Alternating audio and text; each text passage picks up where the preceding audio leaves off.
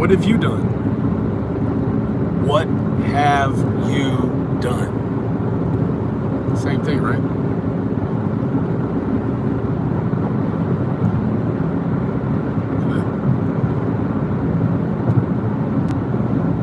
What have you done? Whew. You know, fuck you, man. Spent a lot of hours trying to work this shit out of my mind.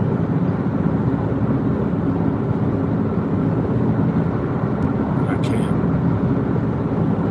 I can't straighten it out.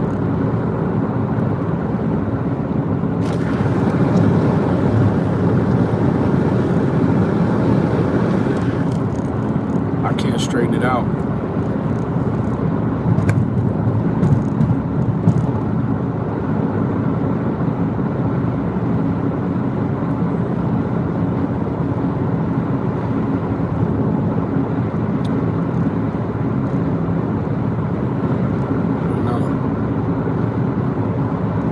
Candace told me yesterday, she said,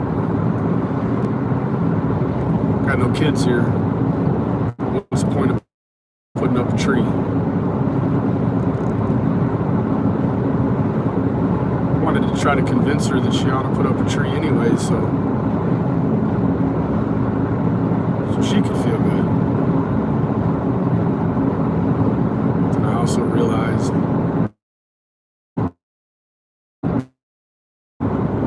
looking at that tree and not hearing those, it's easier just to ignore it.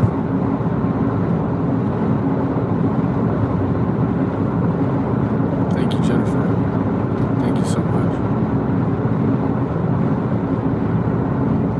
You know, to stand around all those law enforcement people when they came for the people that were at the bottom of the hill.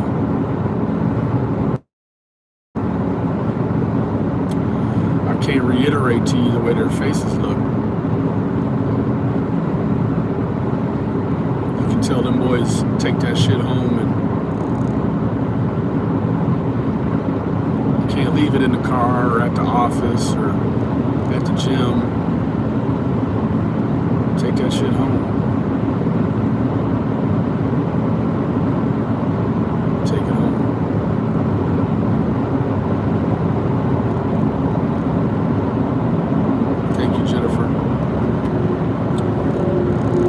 I've seen a lot of nasty shit in my life. I've seen a lot of people get hurt, spiritually, physically. I've hurt a lot of people, spiritually and physically.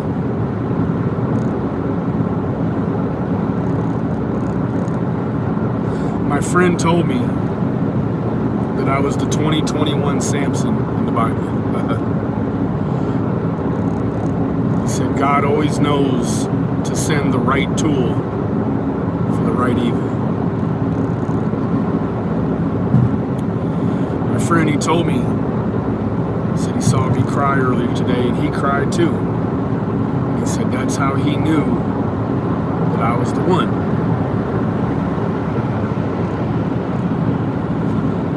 I felt like way in the beginning of this thing that I already had a connection something that was way, way deeper than what this YouTube could ever provide. Ever. You know what it is? We've done it, Candace.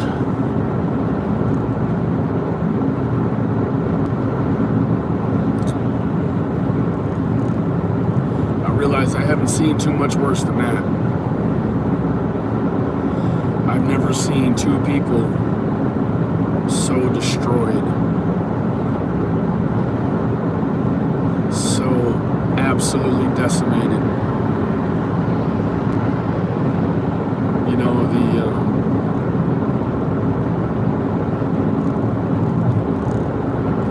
the real issue, I think, is grieving process, right? The grieving process is so critical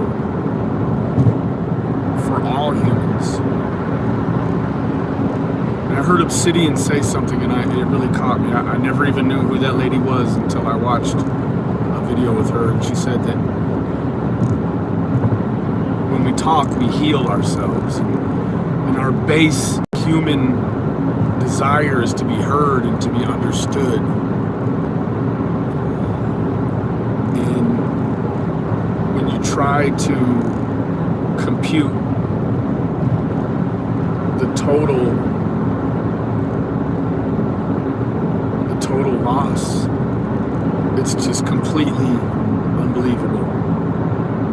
You know, I thought it was really interesting that in the first month of the case, remember, guys are like, oh, we've had 1,800 tips. You know, no psychics, no this or that. I asked that lieutenant, I said, how many tips you think you've got since the last time we heard how many you thought you had gotten? He said tens of thousands. Tens of thousands of tips. And not even one could accidentally be wrong. I mean, right. Not even one. Not even one in tens of thousands were right. Not even close. You know, my friend, he was telling me he was driving down through there some length of time ago. He said he smelled carcass. And he said that his stomach went straight to his ankles. And he slammed on the brakes. And he rushed out to find the source of the smell, frantically, only to find out that it was a deer that had been hit by a car. That's the same friend, probably one of my best friends now. It's that same friend that broke my heart talking about yucky. See, funny story.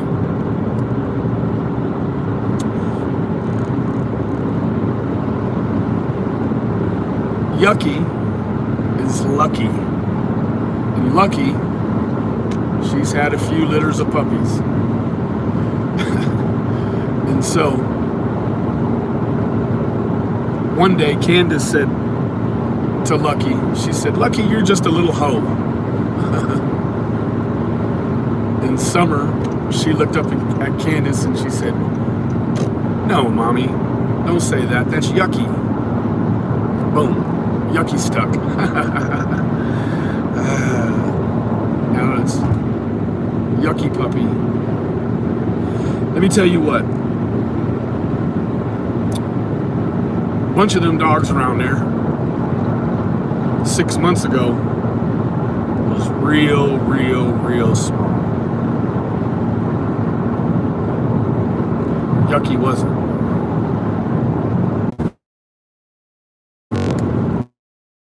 As I combed through the things that I saw, all these signs that if you're not paying attention, you never see them. It's the small, insignificant things that would pass you by if you were stuck in yourself. It's only when you can get out of yourself that you can see these things. Let me tell you what. Yucky sits on that hill and looks down that driveway. I know Yucky knows what happened to Summer. Yucky saw it. Mama dog, she saw it. And you look at those two dogs' eyes, to me, Blue too. Blue looks sad too. But you can tell those puppies are sick because they ain't got their kids aren't home. Their their kids aren't home. Their people, the kids, their brothers and sister, they're gone.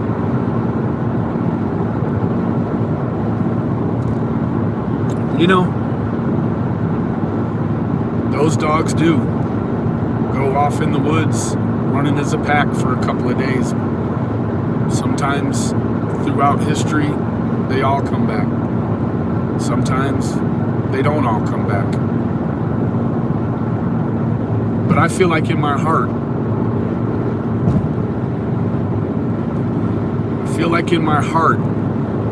those dogs think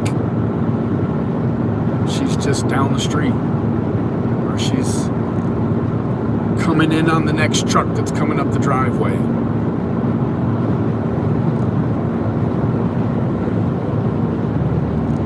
And so I see the pain in the animals. I guess that's my point. I see the pain in the animals that miss those kids.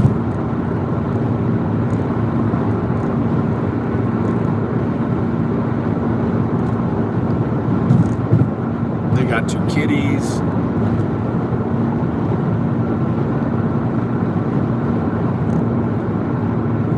A lot of people have said since the beginning, the dogs are the key. Yeah, I suppose they are. If you're Dr. Doolittle. Yeah. Let's get Eddie Murphy over here stat. Let's get Professor Clump over here stat, and let's get Caesar Milano over here. Let's get this dog whispered, and let's find out where this little girl is, right?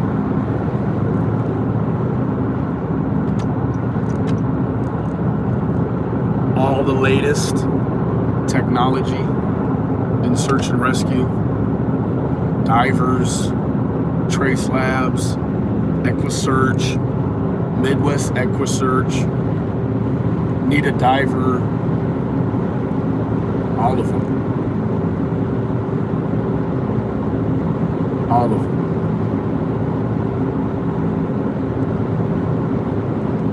She's in the wind. She's in the wind.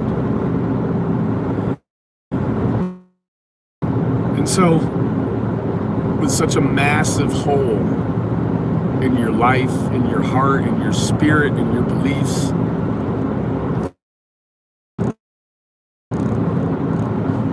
what could you ever do, you know, grieve that? I don't know.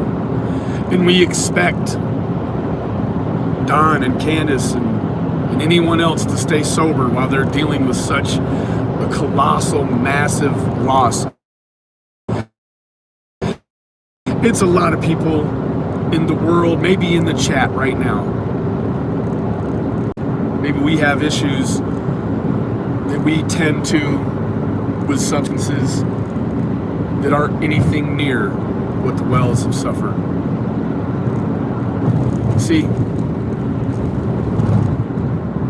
there is no, you can't label suffering, right? Even if it's self-suffering, it's still suffering. Even if it's something someone else created for you that causes you to suffer, it's suffering, right? The amount of suffering,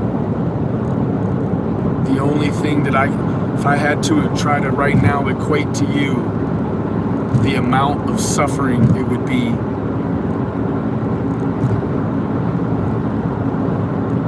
I don't know, like survivors of the Holocaust.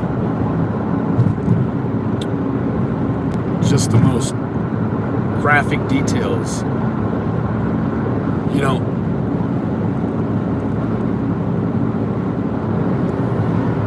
I talked to so many different police while I was there about so many different things, and they want this little girl home so bad. And they talk, and they're open for the most part. And you know what? It's like I would be standing there talking with these officers, speaking with the lieutenant, speaking with the detective, and you hear something, and then you think of a creator that said just the opposite of what you just heard from the detective, and you're like, wow, that guy was wrong. Bam, this person was wrong. That person was wrong. They're all wrong.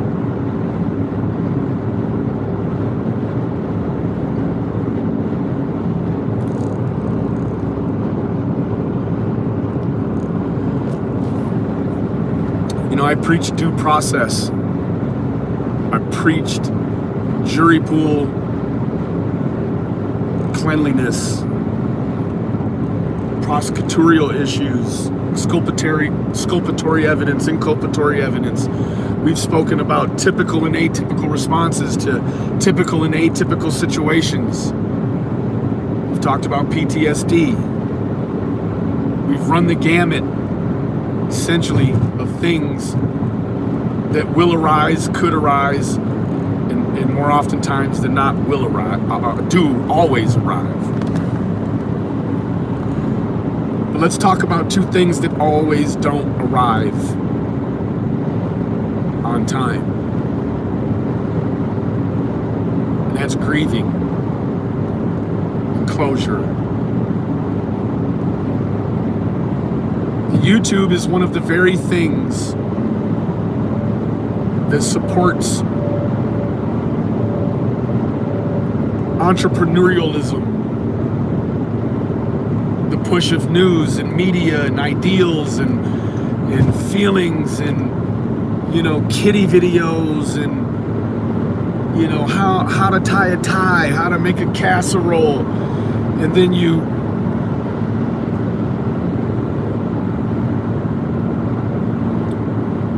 just randomly come across a little girl that's missing in Tennessee. And it comes across on some podunk. And you're like, wow, that's sad. And then maybe because you've clicked on a video about the little girl, you see another one, or another one, or another one. Until the little girl has her hands around your heart so tight, you're in a rush to find her so that you can breathe again and so that you can continue on.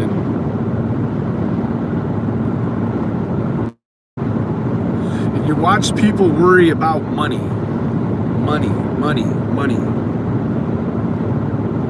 Let me tell you what, with 4 kids, 7 dogs, 4 or 5 vehicles, enough money.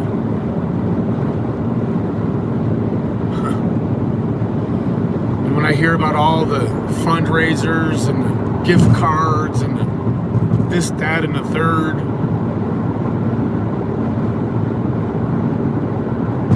sounds great, doesn't it? Sounds really, really awesome. Until you makers, they want an accolade for doing that. I went there specifically to protect that family from things they had no idea about.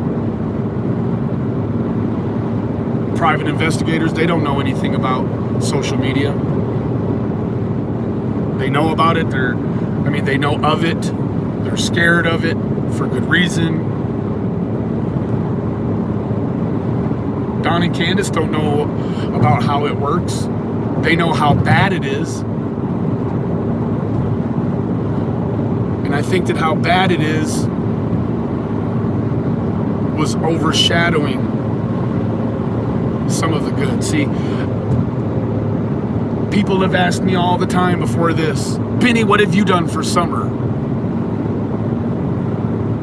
Way back in the early beginning, I was involved in speaking with this man, and he told me that some of the things that I had said and done had restored even just the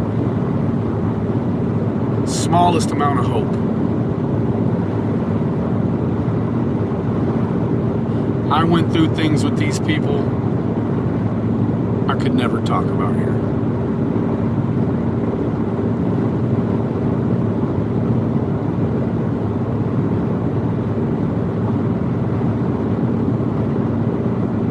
So I went there, and I did what I said I was going to do, and I did it when I said I was going to do it, and I restored some hope. See, almost 5 months now, almost 5 months now,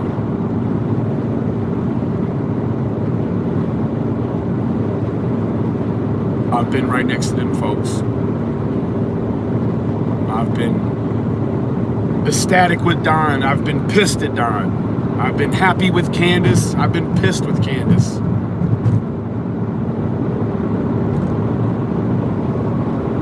Just like the rest of you. Online.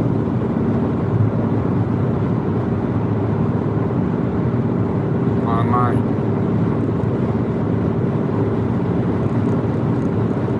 You know, I want to talk about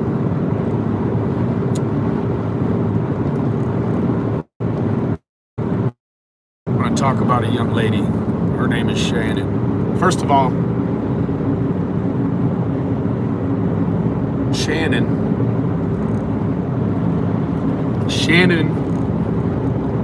was like so many that have turned on that family. Shannon came from the Facebook. That's what was the same about Shannon and everyone else. But let me tell you what was really different about Miss Shannon. I saw a woman who was a former paramedic who had done things like had her hands inside of children's chests, trying to keep them alive. Seeing people twisted beyond what's normal. And I saw this woman break down many times. Because this woman, you have to have the supreme, you have to be very fluent in the art of dissociation. Right? To get on the back of that ambulance, that bus, and not know what the next one's gonna be, but know it could be the worst you ever seen. And you gotta be able to keep your hands steady. You gotta be able to not gag. You gotta be able to not tip over at the sight of you know,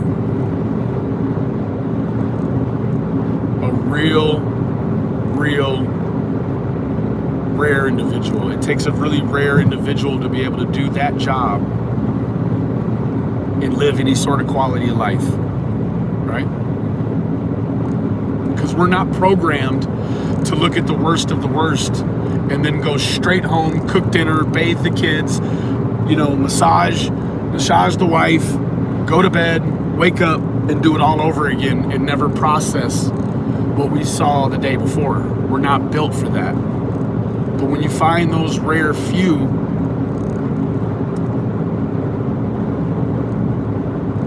that can do that, they're special. Shannon's special in that way. Let me tell you what about Shannon. Shannon, even with all the tools that she's learned and she possesses and she's honed and sharpened, it was impossible for her to disassociate and keep it professional, right? See, the wells have a spirit about them. I can't explain the spirit. I don't know what it looks like or sounds like, but I know it's strong.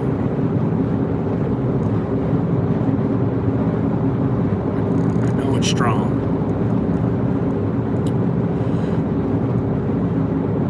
we went through times together, me, Don, Shannon, and a few others.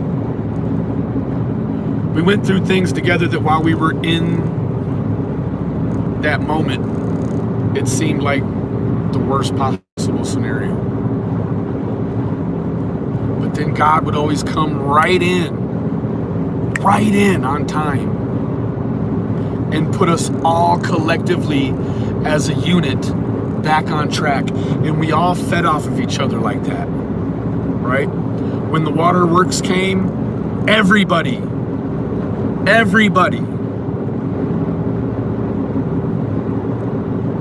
it was the most amazing thing I'd ever seen. But at the same time, it was the most misery I have ever witnessed without somebody facing imminent death.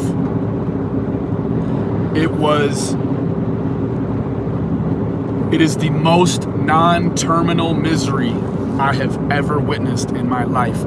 And again, I said it, I would measure it next to Holocaust survivors, or, you know, stuff that some of the biblical characters we know, stuff like that they would have gone through, like Job and many others.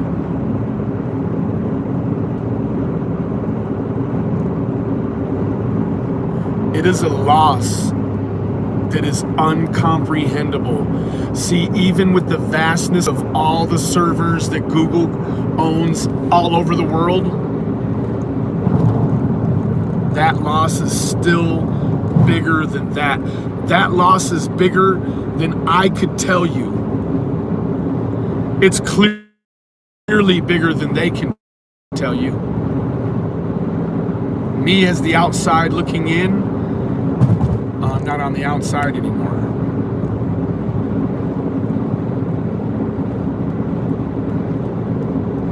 I'm part of that unit.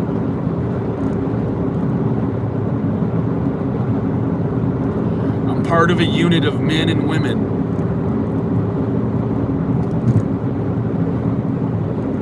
that have been there. They've smelled it, they've tasted it, they've touched it, they've cried behind it, we've prayed for it. Let me tell you what. Don't you know thing that you don't know about anything that's around the corner there would eat you alive from the inside out.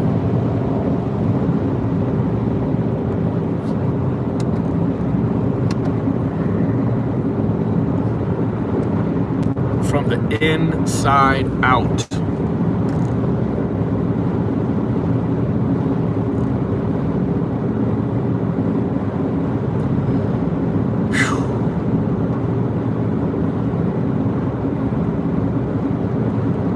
Can you guys hear me? Can you put a 1 if you can hear me?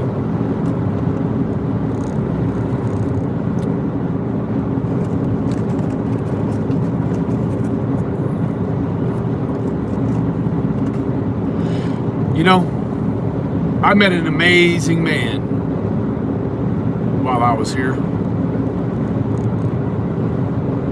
You'll never see him, unfortunately, because he is an awesome man. That man has an awesome wife.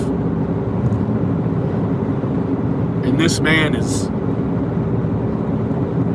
large in stature, large in personality.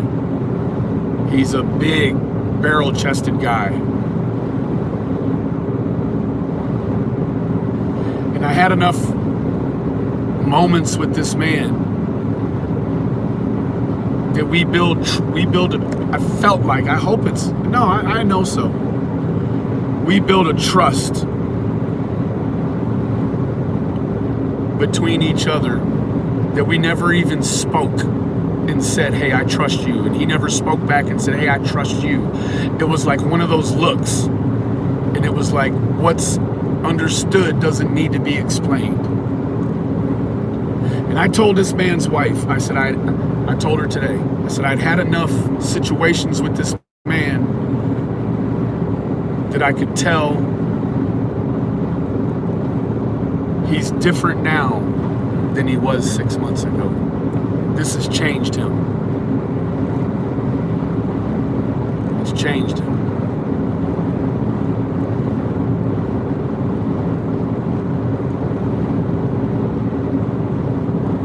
It changed him.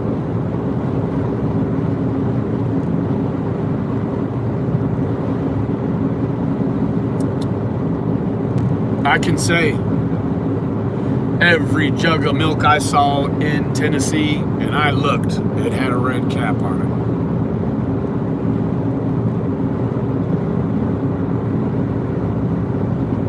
it. You heard Molly go lightly at Warrior Path.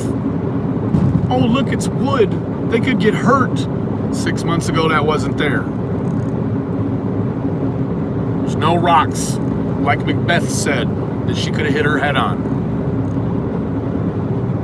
There's just not. See, that's the thing. People from out there who are auxiliary and peripheral to this, they've lied here. They've come on Fish McDonish's, and they've come on the other places, and they've fucking, pardon my French, they fucking lied to you. And because you think there's some sort of automatic genuineness because someone lives in the locale where a tragedy has happened, you take it as the gospel.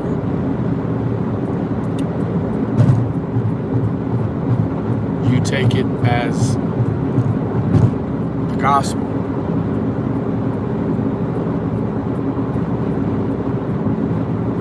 See, it's timing, right?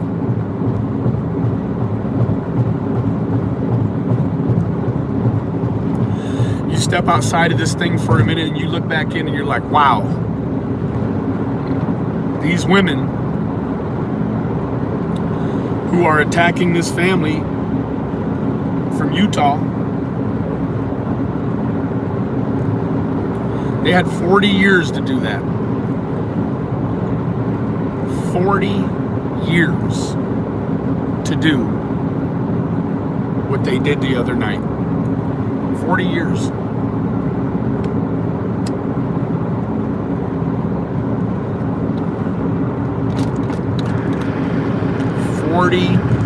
Years. And just like lotto odds, it comes during this. You got to ask yourself why. Why not before? Why not any day within the past 40 years? Why does it have to be right now? And none of us look at it separately. We're not able to compartmentalize the two situations and look at them separately. A lot of us aren't. A lot of us have no formal understanding or even jailhouse understanding of how the law works. We think we know because we watch CSI Miami, or we used to watch Cops when it ran on TV and all that. And then we add our cognitive biases, and we add all of our perceptions and illusions and delusions, and then we come here and we vomit it out like fact. And then when someone questions it, we put their parents' phone number online, or we put their parents' car online, or whatever, you know.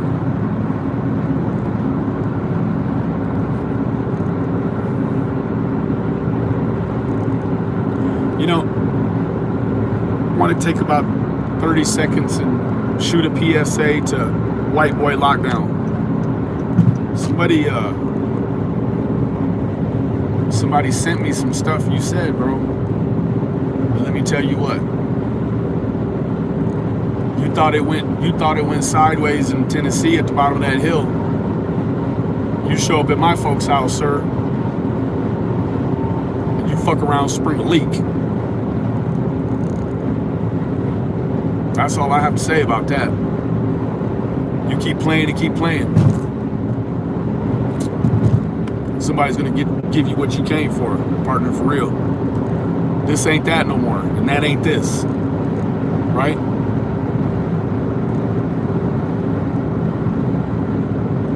I would love to be able to relay to you here exactly what I will do if you show up anywhere around my family.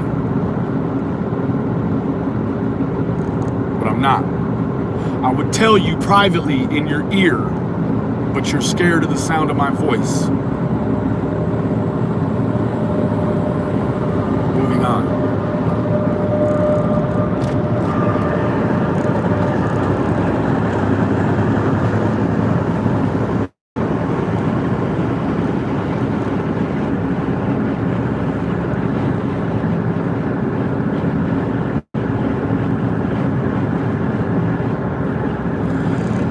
You know, the fighting over the billboards.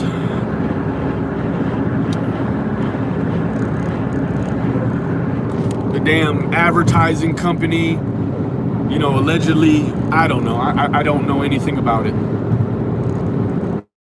Allegedly donating a couple of signs because of the big mix-up and the mess. Why not have donated them before? I don't know.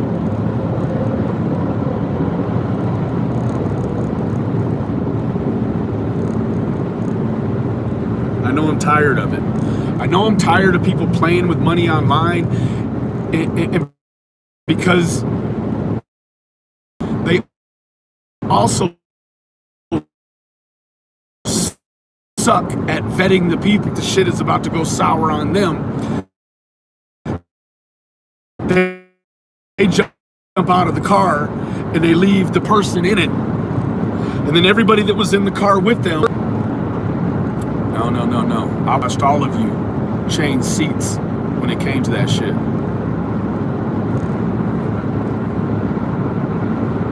All of you. I watched every single one of you put your fucking hands on the wheel when it came time to take the marathon to your channel, right? Or to push the money over there, right?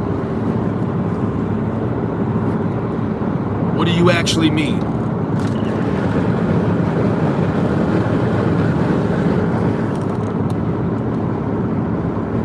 I'll tell you what you actually mean. That's case in point that you don't know anything about the dynamics and the science of true crime, abduction cases, reward sciences, all of that. It's a very fine balance. And let me tell you what people do online. People online will donate to the wrong cause because it makes them feel better, which is what it's supposed to do. But I don't see it the way it's supposed to be. I see a lot of people putting on hats that ain't none of their business wearing.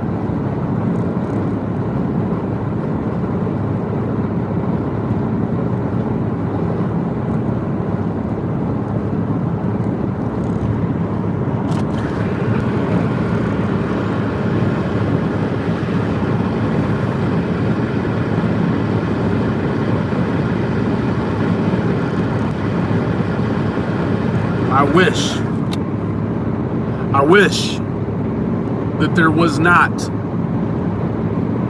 a non-disclosure agreement to keep information on that hill. But then again, I'm glad there is, right?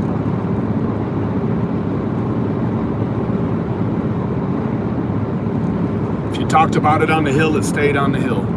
I've talked about some of the things, but what you've seen is what happened at the bottom of the hill. Did you see me with a camera? You've seen me in every different angle there is from the bottom of the hill from all those phones. I'm guessing except for JLR, because I had his hand shaking so bad.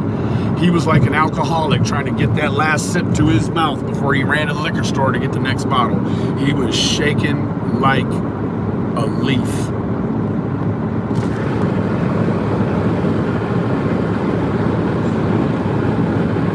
I never seen a man's hand shake like that.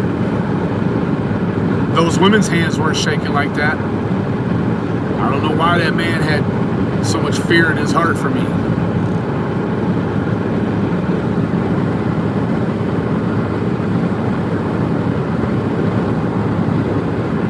I suppose we live in a world where if a woman creates a situation where she commits a crime, that it would be okay to assault a man for, but you can't assault a woman, I guess, right? If a woman comes in and robs a store, you're just supposed to let her do it, huh? If a woman comes onto a property that's a crime scene and steals some shit and runs amok and threatens to keep these people's children from them forever, make it her mission in life to put the CPS on Cam and Allie, make sure the Wells never see their boys again. And you think you can threaten all of that and then tell them folks in their moment of need that you're about to walk on that property and not get your head bust? You've been lying to yourself all the way.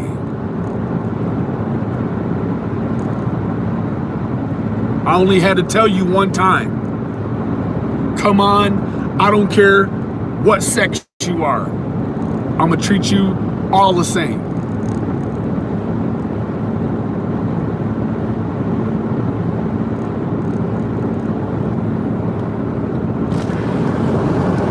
Yes, it's still a crime scene. Hence, the reason why TBI does not want a soul out there searching independently.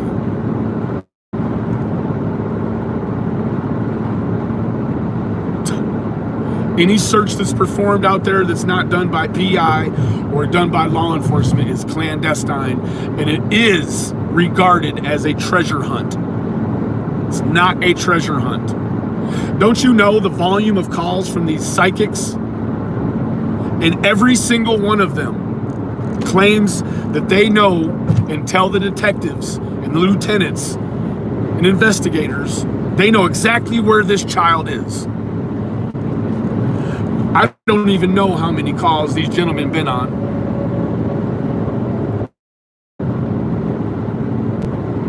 Where they probably in the beginning had information that they were lied to about from a psychic that says, oh, we have insider information. We know she's over here. Who knows how many times those men and women rush to those spots. Let me tell you what, if you're going over 35 miles an hour in them hills and them hollers, you're putting yourself in danger. They rush to those places only to never find out. Only to never find out it was a psychic that's full of shit. All the fucking psychics in the world are working on this case, and we haven't had one psychic yet be correct. Not one. Not one. As a psychic, if I was dead set that I had said something online and it was the EVP sermon as I knew it, well, I'd be really ashamed of my performance right about now.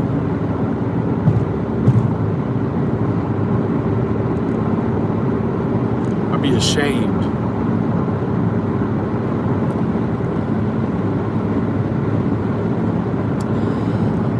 Now, Mr. and Mrs. Gold.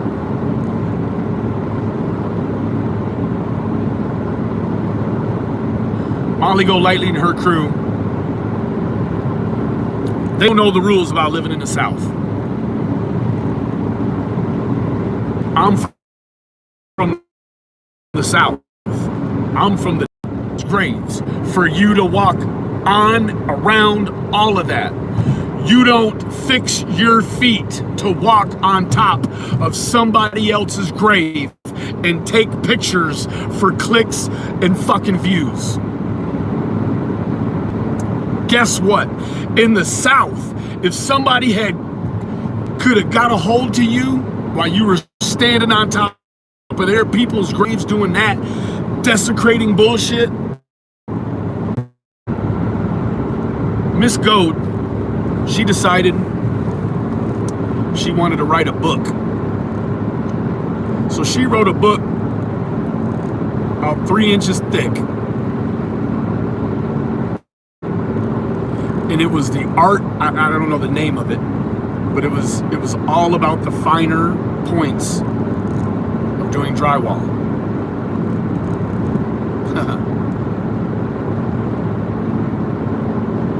Pretty amazing. Pretty amazing.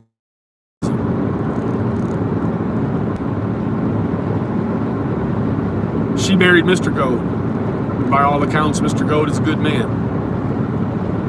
He helped resurrect Miss Goad from a marriage before that was less than adequate.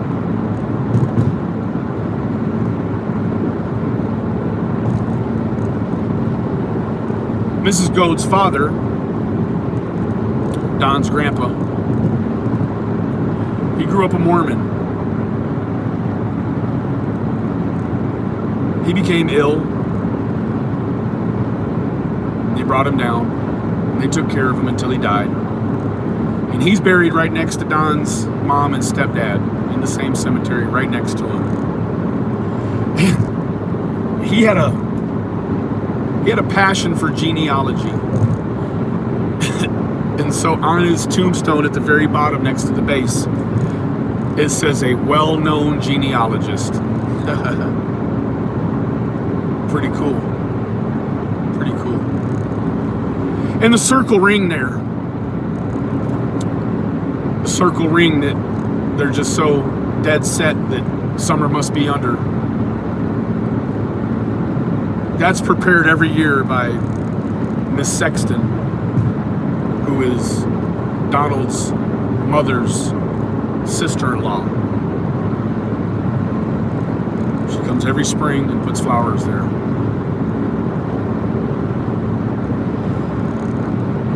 It's a lot of history. It's a lot of history for that family in that area.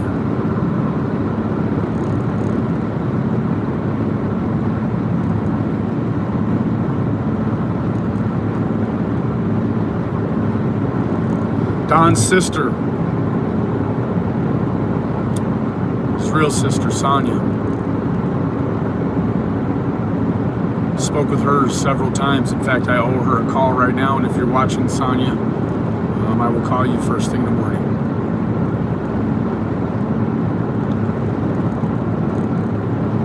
Sonia is a wonderful woman. She's got a very bright, intelligent husband. She really cares about Donnie. She really cares about Donnie. She really worries about Donnie. She's so far away. But she's a synonymous factor in all the situations. We had so many situations that came about that we would usually say, this is the end of the world.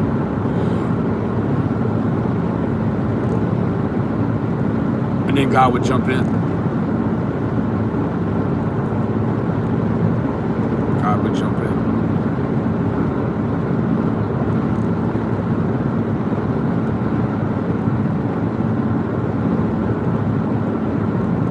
I'm not sure anymore what could motivate me to do this.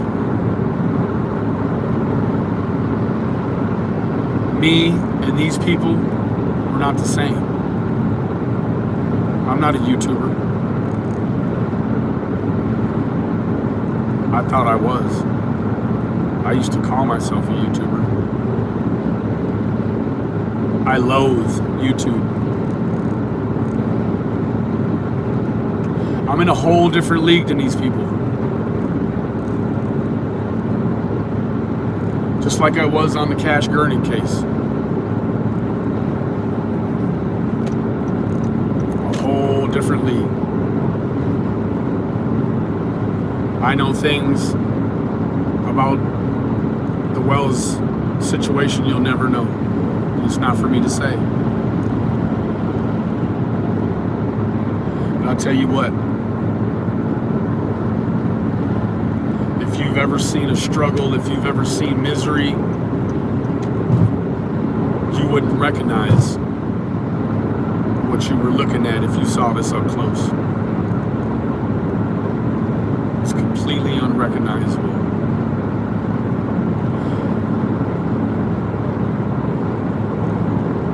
Any of us ever went through a hard breakup? Or maybe kids moved away from the house.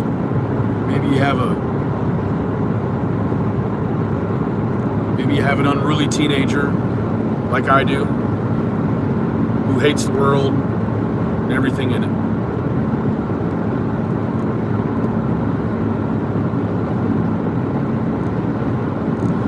What I can tell you about Candace,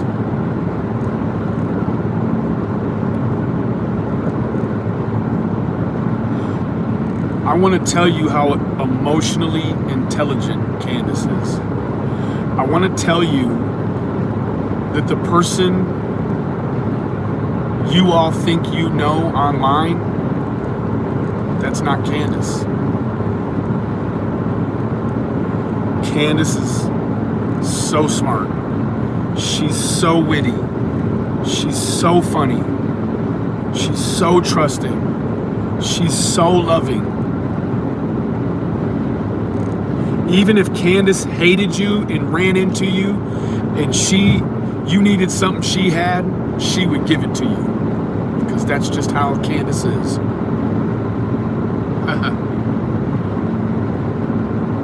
You know,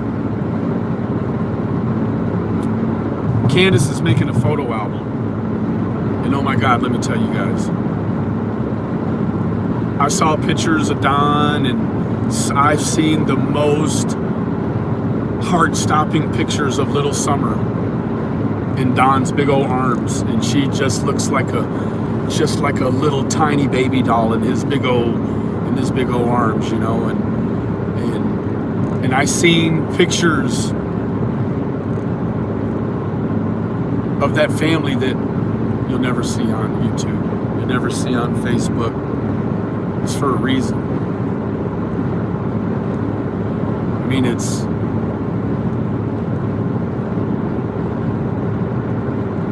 you can see the love Don has for that little girl. I wouldn't sit here and lie to you. Of course he loves his boys. He's got 3 strapping lads. But let me tell you what, those boys, they're mama boys. That's just the dynamic. That little girl, that is daddy's girl.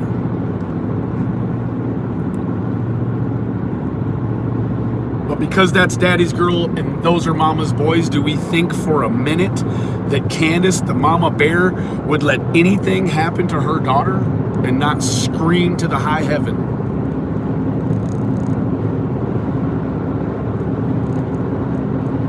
We all know the dynamics of having done something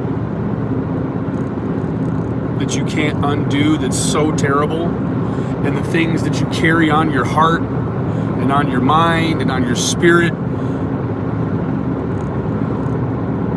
Way, way more criminally sophisticated people than Don and Candace could absolutely not carry the burden of what they had done to whoever and had to tell somebody and get it off their chest. That's also part of the human dynamic, right? See, I was always told, first time I went to jail, I was 17. I came in there as an old black man.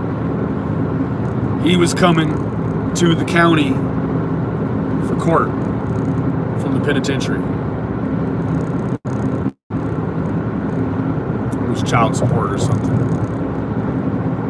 This man had a life sentence. He had been in prison so long, he had never been with a woman. He went to prison before he had been with a woman. And he told me, he said, "Hey, young man, you don't never sleep in this bullpen." I said, "Man, I'm tired."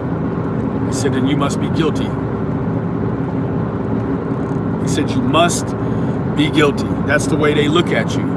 When you come to jail and you lay down and you go right to sleep, that's how they know. Let me tell you what, Candace and Don, they haven't slept well in 6 months.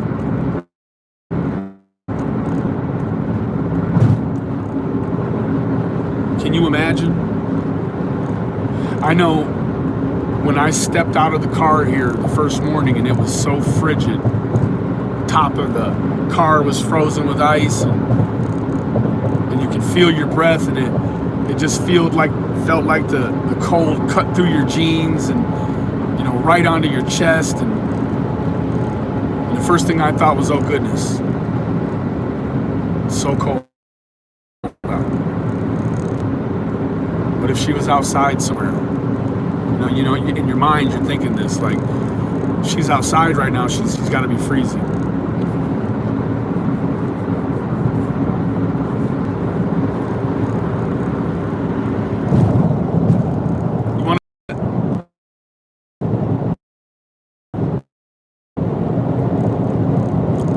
Life-threatening. It's almost a suicide mission to drive in Kingsport, Tennessee. Let me tell you why. Well, first of all, those mountains, I mean not mountains, those hills, there's something else.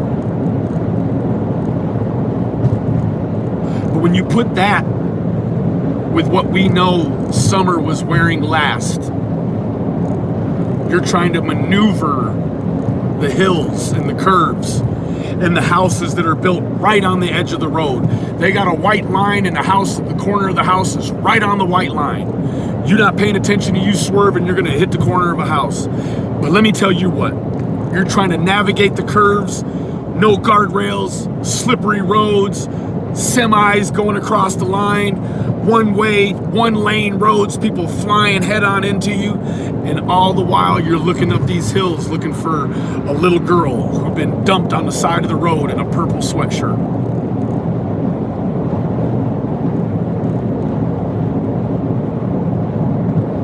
That's what my friend told me. When he told me that, I adopted what he was going through, and it became impossible for me to keep my eyes on the road because I'm looking for anything purple. I'm looking for one leaf to blow over and show the smallest, most minuscule color purple. The jacket she had on the day she went missing.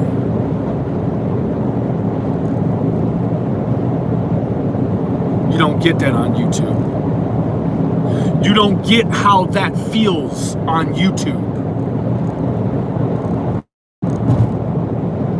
There's no way you ever could. There's no way.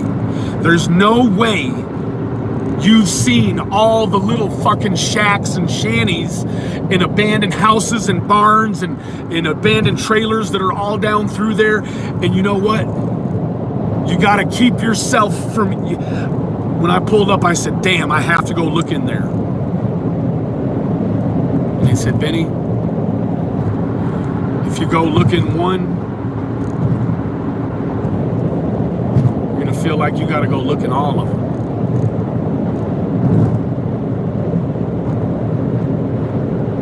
And I took that to heart. And so it's just this unbelievable pull as you're driving down through there, and every single little tiny shitty little shack or barn, you know, that looks like no one's been there in 100 years, you say that's gotta be the place.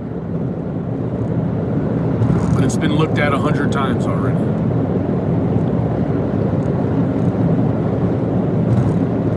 At least 100 times, probably.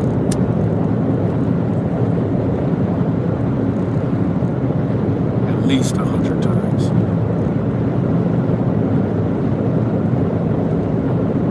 You know, I talked about last night, bringing that shoe to Don, that I found in the yard.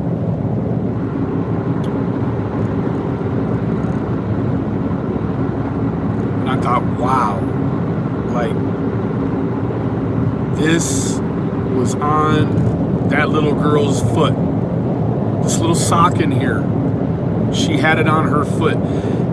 That sock and that shoe has her DNA on it. It has her scent.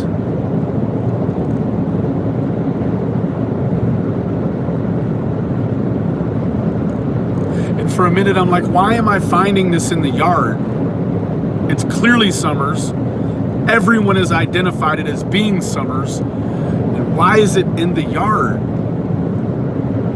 Things like that would pop up, and of course your first instinct is to say, well, why would the police leave this fucking shoe right here? Why would they not take that as something to let a dog smell? It was just left there abandoned, just out in the cold,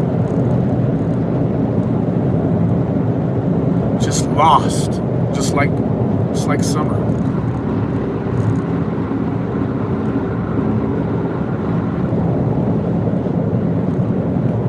You don't know what to do when you see that, Mark. When I looked down and saw that shoe, it was just like being implanted in my mind the idea that I need to look for purple everywhere. And now, so everywhere I walked, I'm looking for something of Summers. And let me tell you what, I touched everything of Summers in that yard. Everything of Summers in that yard. And there's just no way you can touch everything of Summers in that yard. There's no way, I guarantee you, no one has swung on Summer's swing except for me and her daddy since she's been gone. And I know that for a fact. Me and Donnie are the only ones who have swung on that swing since she's been gone. Holy cow. When you've swung on Summer's swing, and you've eaten family, or you've eaten dinner with this family, and you've pooped in their house, how do you ever go back to YouTube and get involved in this stuff? How do you ever do it? How do you ever go back and feel like you can be helpful, meanwhile knowing how horribly, extraordinarily wrong every single person who tries to tell you how fluent they are with this case? If you say you know everything about this case, then you're the one that I believe knows nothing. Because to say you know everything is to say you know nothing.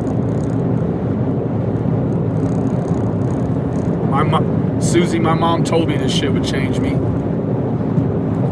She was right.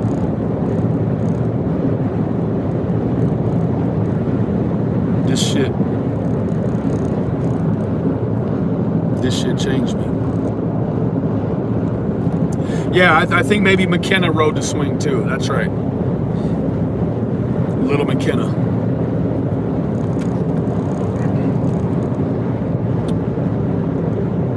How do you go back? How do you go back and rub shoulders with more of the results that were rendered and that nobody got hurt?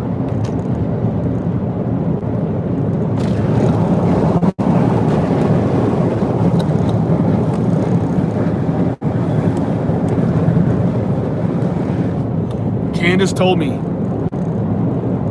she felt threatened. You didn't see Candace down there, did you? She stayed up top. She felt threatened. With everything that was already going on, she felt threatened. And so when we express to someone that we feel threatened, In most places and locales that are a stand your ground state or observe the castle doctrine, that's the threshold. When you feel threatened and it's your property, if somebody gets hurt, you're within the law. So I came down that hill because somebody who was in the most misery I have ever seen was threatened for her life.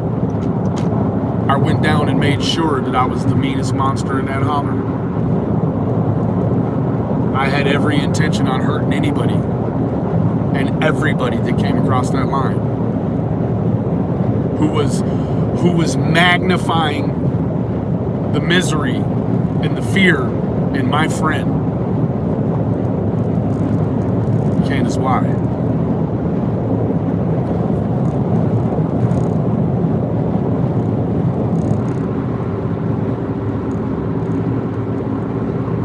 I would flatten somebody's face if I had to for my friends.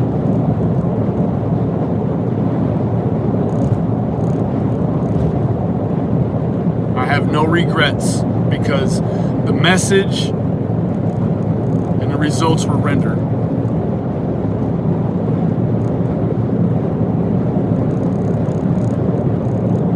My friends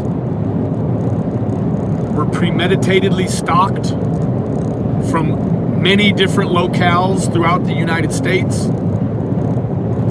and then they all converged at the bottom of that hill. And they did it while the man of the house was gone. And I was told by the man of the house that if they came, I was the man of the house. Don asked me to protect his wife.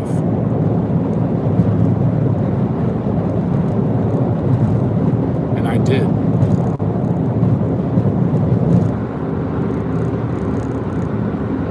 I did.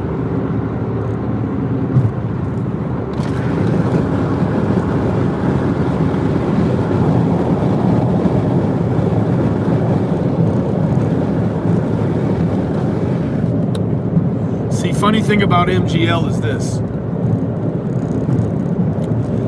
They knew we weren't going to come off the property, and I made it very clear that EMS was not going to be able to get there in time if they came on the property. So there was a stalemate.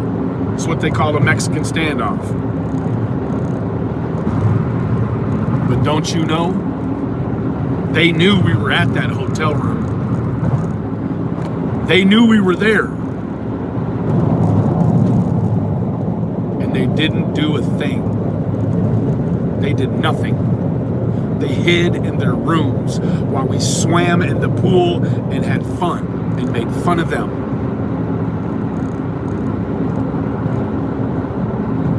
It wasn't never about meeting Candace on Candace's terms. It was about sneaking up on Candace when they knew Don would be at work. And you snuck up on a monster, didn't you?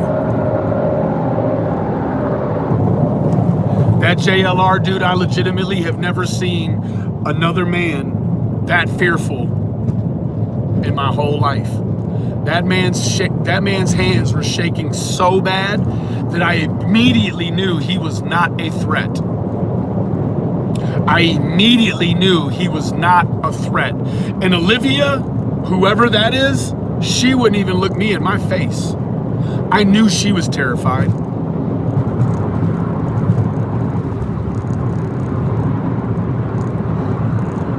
Molly go lightly. One day you're gonna beg the wrong person to come off the property and come see you in your face. I assure you, you are. Blowjob Betty, you're a poor excuse for a backup dancer. And I heard you blew out a lifter in your car on the way home. I'm guessing you were so overzealous to get there that you didn't even check your fucking dipstick, did you, dipstick?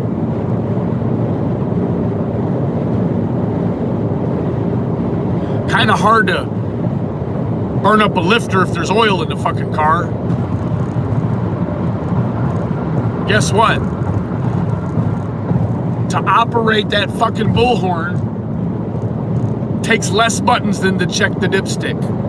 To check the dipstick, you only have to hit one button and it's in the car. Hoo-ah. Then you just pull the stick up.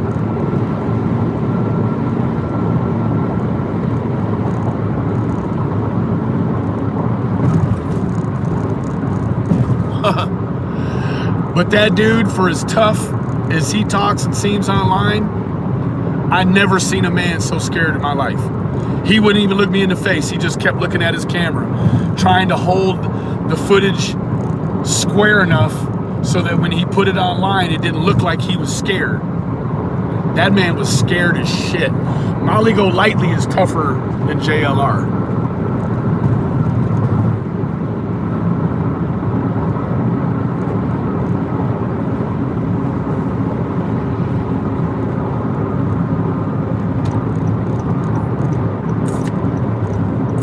I mean, look at him. Molly Go Lightly couldn't even get back to fucking Pennsylvania right. Bitch got stuck in Dallas. Betty Blowjob burnt out her fucking lifter in her car. Do we believe these things really happened? Probably not. They're just sympathetic ways to milk you for more money on the way out. That's what it is. Now Blowjob needs a new engine, right? She needs a top end rebuilt.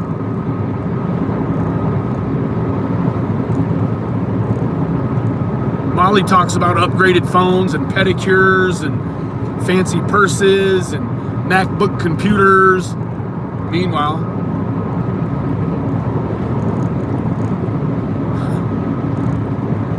I saw the full arrest of Molly Go Lightly today, and I was absolutely ashamed and embarrassed for her.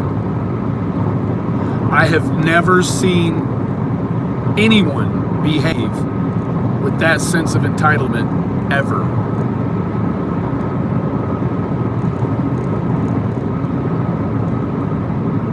Ever. Molly Go Lightly is such a twisted soul. It takes no effort to have her face cut on to combat the way she feels about her lower body. It's very clear.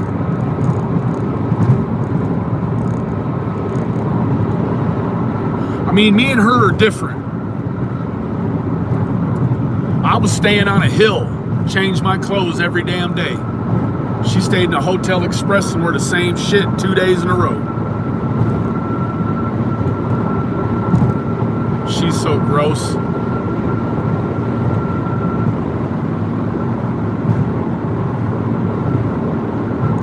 Yeah, the white boy. I did all that. We all know he's a racist, Aryan Brotherhood cat. I told Molly, I said, look,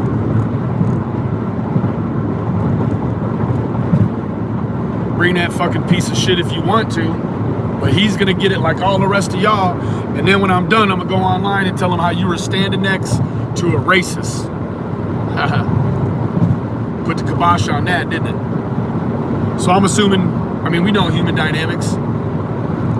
Benny made Molly tell white boy no. So white boy turned on Molly just that quick, didn't he? Ooh, wow, just that quick.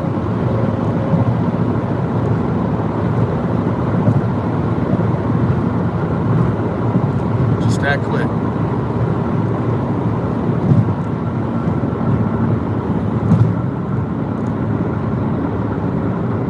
Yeah, fucking Shannon Life Path too. I'd put him in the same fucking boat as Cher and send him up the shit river with no paddle. Fucking classless human beings.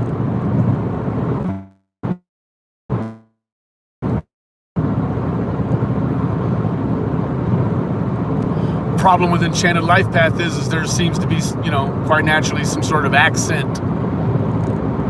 You know, a lot of things get lost in the translation, and he has an issue controlling the RPMs on his mouth. He gets to going and he gets to being compassionate. You can't even understand what the fuck he's saying. And it's a real shame because he thinks we do, but we don't. Right? So one sodomite meets up with another sodomite. They both tear down the church, and now they're best friends.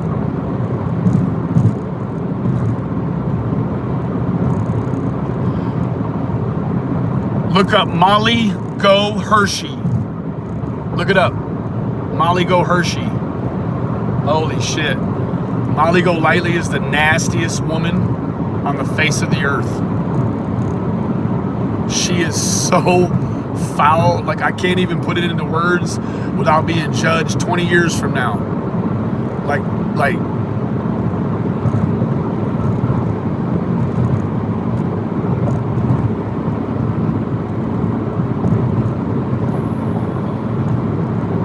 so now Molly and Blowjob Betty, they claim they know where Rosie Bly is, buried underneath her driveway.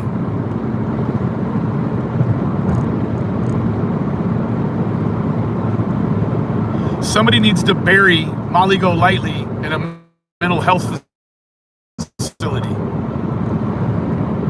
She's fucking dangerous to herself.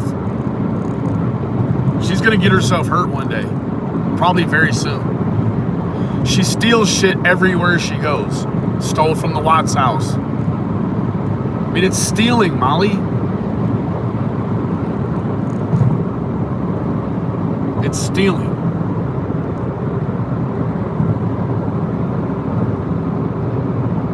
I touched summer toys, and you had to break an entry to do it.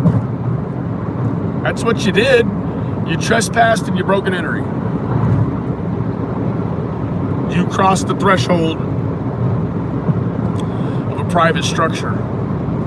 Just breaking an entry. You don't actually have to break something to enter, right? You're breaking an entry and going in an open window. Fuck you mean?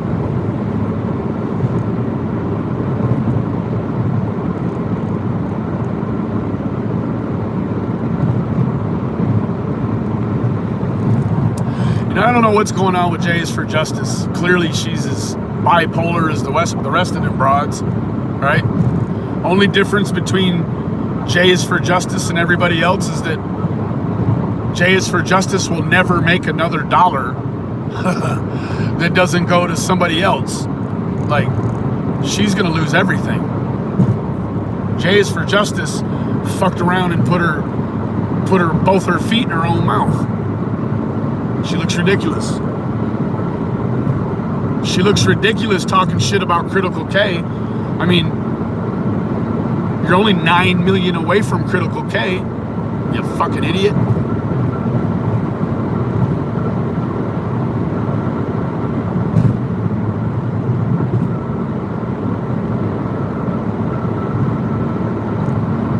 Boy.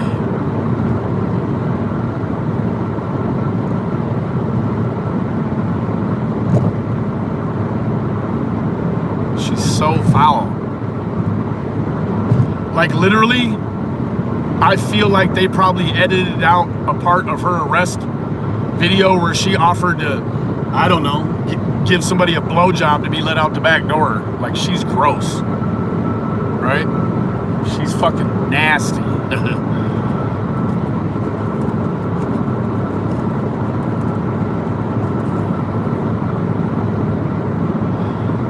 Yeah, it's always theft.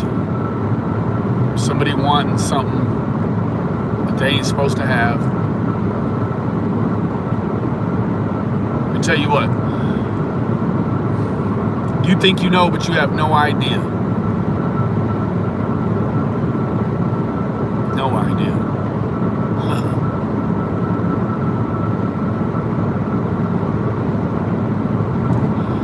All these tough Tennessee guys told me if I come there, what they're gonna do to me. Man, y'all are pussies too.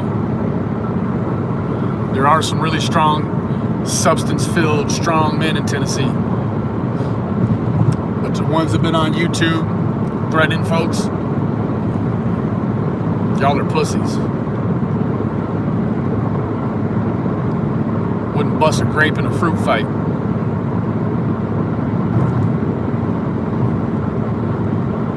That's all it is. Nobody wants to come over here and you know, drive 14 hours, right? Go find cameras, get cameras installed, paint, you know, get out of yourself. No, most of the people who think they're really doing something good or something bad to me, rather, they do it from the comfortability of their home with their feet up, you know? Probably don't show their face.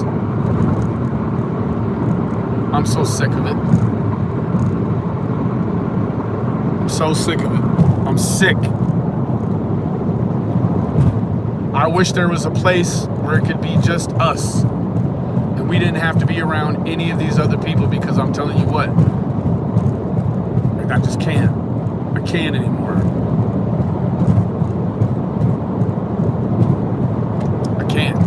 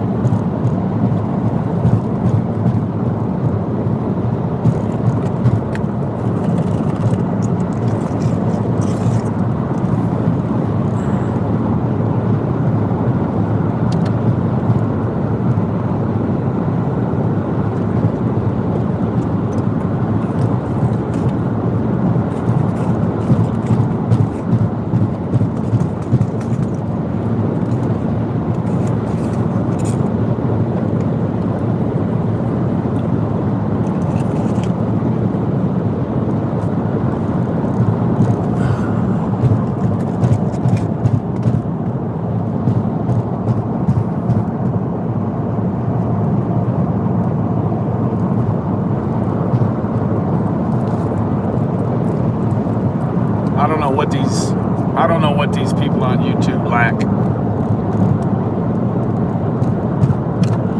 It's not even for me to try to decide what they lack.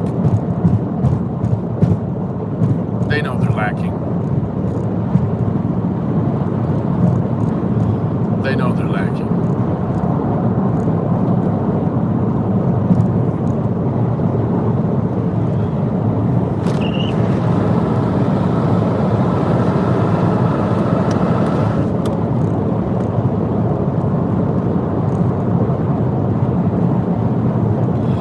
I heard a soundbite from Molly Go Lightly in a video that's been deleted, where she talks about how famous she would be if she found Summer Wells. Unbelievable. I don't know what makes her think that. Do we know of any other famous people that are famous solely for finding a missing child? Do we? Superman, maybe, right? Batman, Robin, Thor, Captain America. I mean, really, you could take your pick.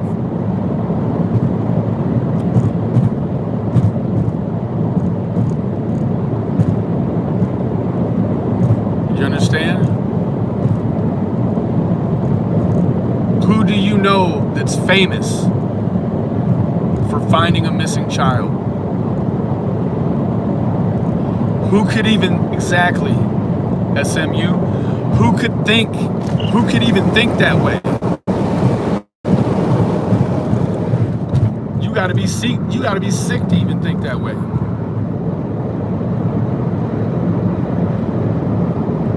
And I don't understand who is the editor over there, because she consistently says things that she makes private that are already soundbited and released and get out there. I cannot understand it. It has to be addiction, coupled with mental health. We know there's some addiction issues there, right? We know there's some mental health issues there.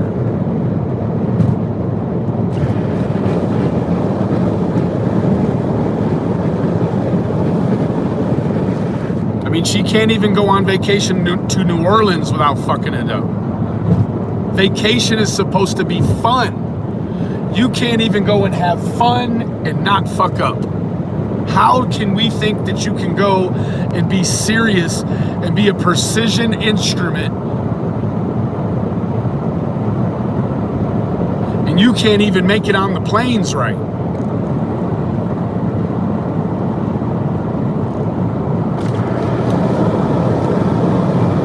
You know what, Molly? My dad used to say is, he said, if ever in the span of one day you meet two assholes, you need to look in the mirror and see who's really the asshole.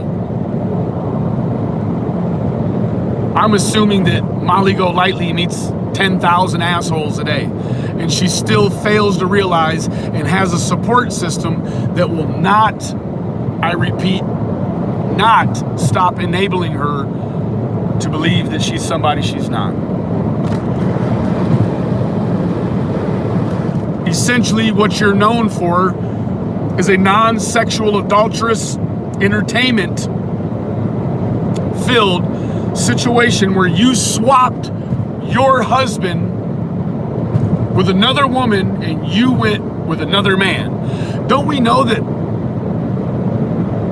emotional affairs are still affairs? Emotional cheating is still cheating. Like, what kind of contract do you sign in order to sell yourself to the devil and break the very biblical vows that you made with your husband? You played with God's vows to swap for TV.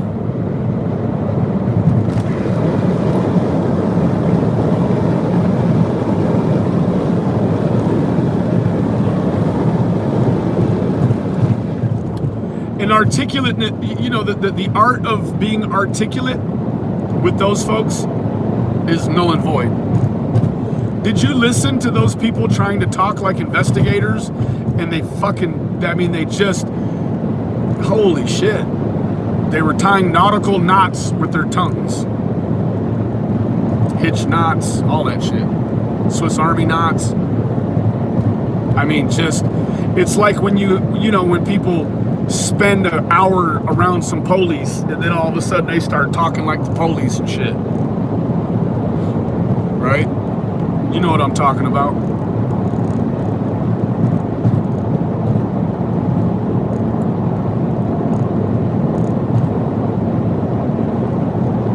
Yeah, she's a 49er, all right. She's a 4 that thinks she's a 9. Somebody lied to that woman. I'm blaming her fucking husband. She don't make enough money to change the face God gave her. Hell yeah.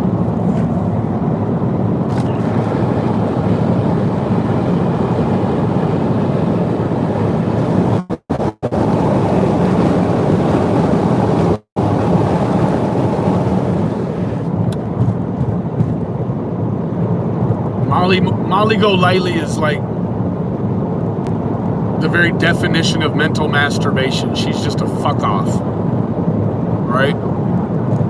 You know what really drives me wild about Molly Golightly is that she has this very, very selective Pennsylvanian accent or New England accent. I don't know, man. It's strange. I'm not really sure. I haven't pinpointed what triggers her yet. What makes her, instead of saying,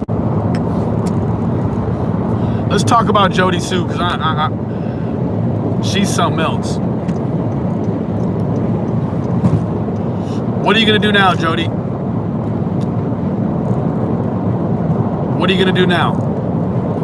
I said it before, Jody Sue's life looks real interesting when, you know, Jody Sue is famous on YouTube, not Facebook. She's not famous where she wants to be. She's famous where one person takes her video and brings it over to YouTube, and then boom, she gets the views on YouTube, right? It looks real interesting. She makes it, she paints these very descriptive imagings for you about where she's gone and where she's been. And meanwhile, she lives in a fucking 20-foot trailer with 2 of her children, and they don't have a car.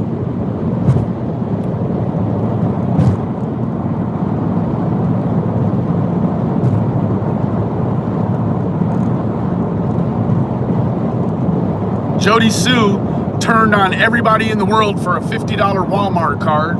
Meanwhile, she doesn't have a job, lives in a camper, no car, but smokes 2 fucking packs of cigarettes with throat cancer. Can somebody fucking make that make sense? And then she's upset with Voldemort because he doesn't want that piece of trash anymore. He doesn't want it.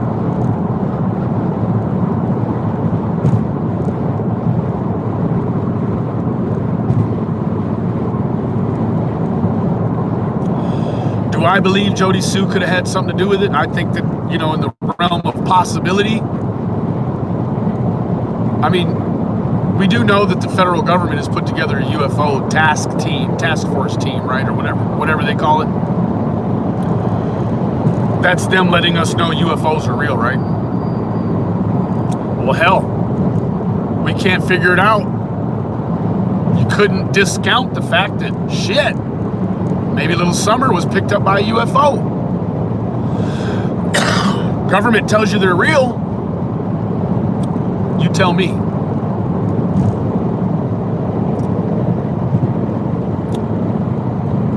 The real issue is, if we didn't have these cast of characters on the sideline, nobody'd be watching this shit, right? We'd all just be waiting for WJHL or TBI to, you know, give us our next tidbit of information to get us along until the next one comes out, you know, but that's too much like right. It's too much like right.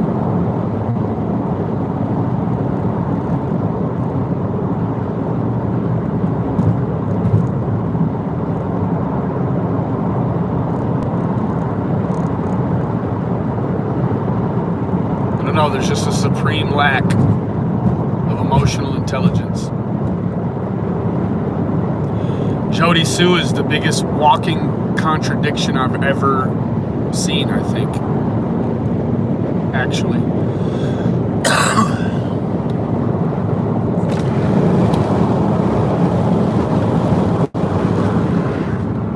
I mean, we know Molly Golightly, she's still aspiring to be something more than what she is.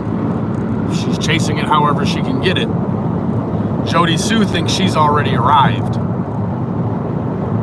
Right?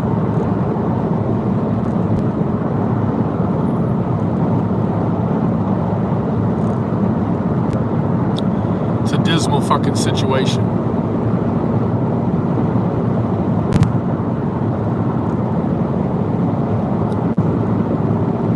I don't even know.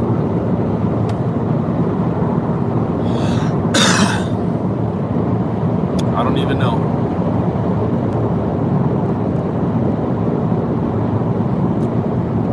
So, you know, I ask again, what have we done? What have we done? Enunciate it any way you want. What have you done? What have you done? What have you done?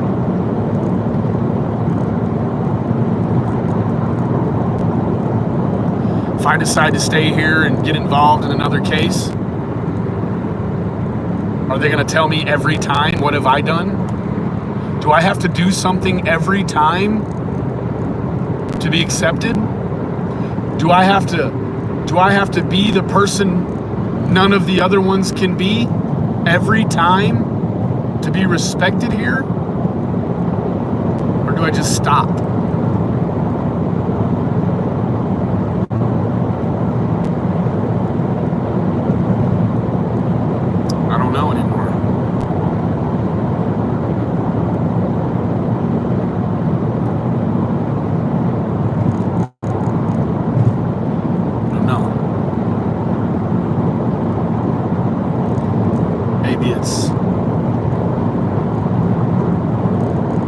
it's my calling. Maybe it's not. I believe anything can be your calling if you want it bad enough.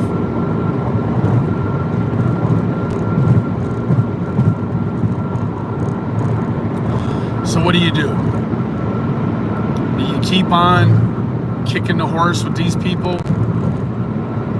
for another 10 years, or until they find summer, or until they don't find summer? And because I've made a promise to myself that I would never stop being me for these people until summer and the boys came home. But what if Molly Golightly is successful and the boys never come home? What if summer never comes home? How do you get yourself to that point on the ledge where you're like, this is it, I'm done? How do you do it?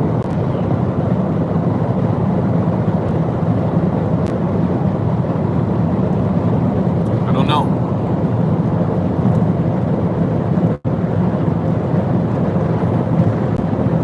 I don't know.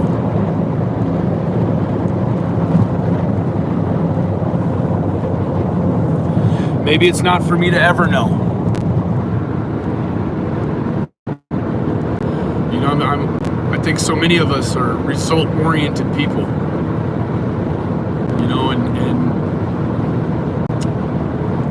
I battled with myself today because when it was time to go, oh man, I cried on Candace's shoulder like a little girl. Just did not want to leave them.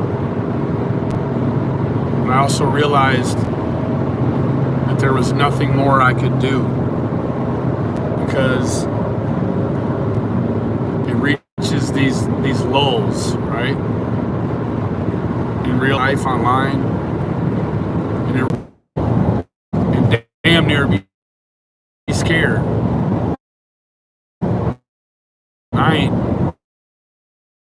I ain't really just been scared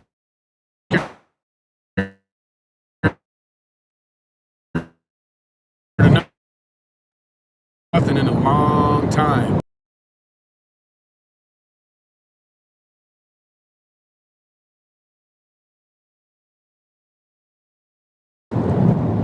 Like there's so many aspects and points, informational.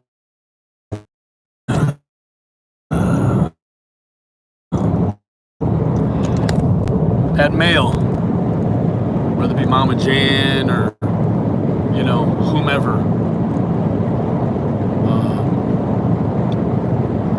there's just always an outpouring of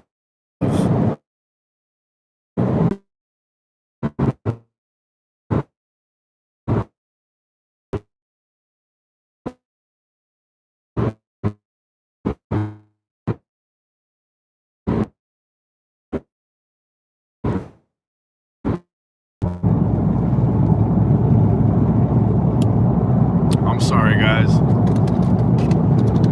Just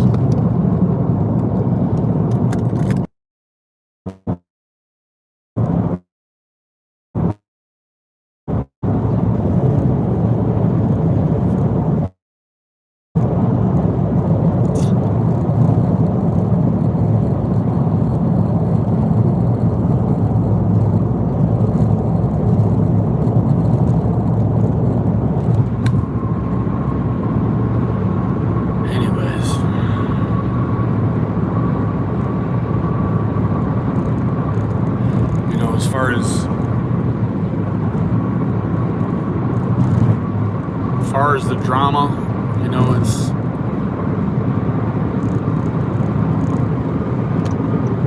a community full of a lot of women, and that's not to say that there wouldn't be drama if it was a whole community of men. It's just a really hard place to try and get any answers.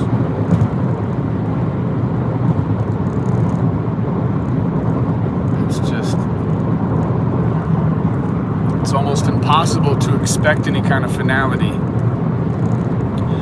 It's just go bigger than the next video, go harder than the next video, and you know, hope the cash apps keep coming and the super chats, and man, but what did you do? What did you actually do? I think they actually think that they went out there and lit a fire underneath the police or something. Is that what they did? That's what they want us to believe. Well, we got the police moving around. Yeah, to come talk to you about trespassing. That's about it. Right? They gave you very limited information in a bogus ass interview. I mean, shoot.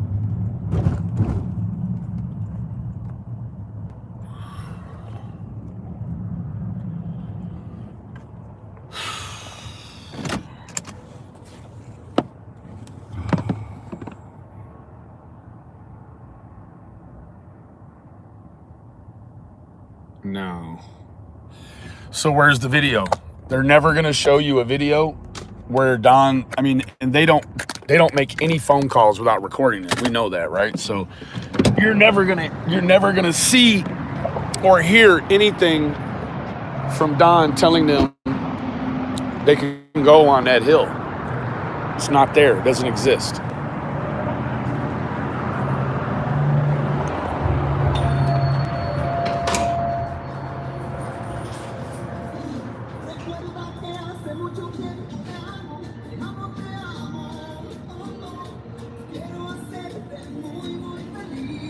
Back in Texas, can you tell?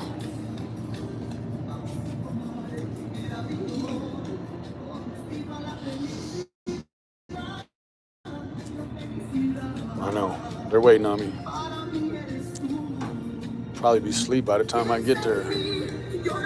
Hola. Baña. Órale.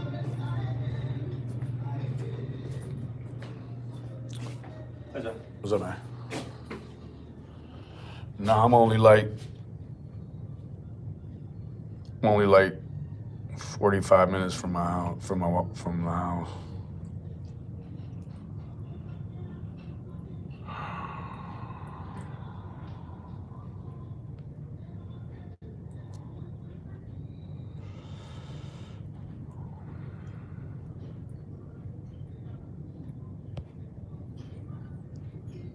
Hi, Brown Bear Jamboree. Yeah, I'm in Texas. It's bittersweet. Yeah, I made a good time. On the way out, you lose an hour. On the way back in, you pick up an hour. So.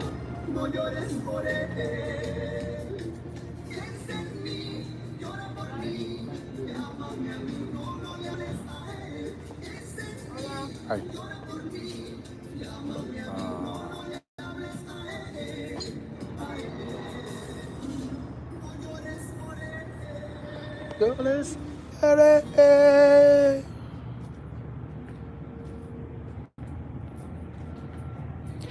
I know small fries. Small fries, there you are. Where you been at?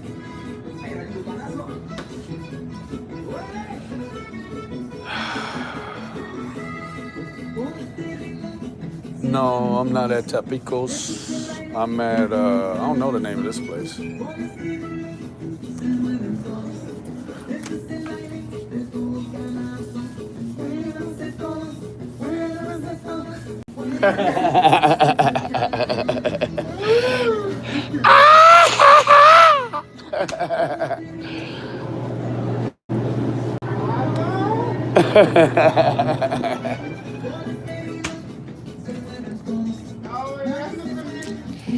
It's the life I live, man.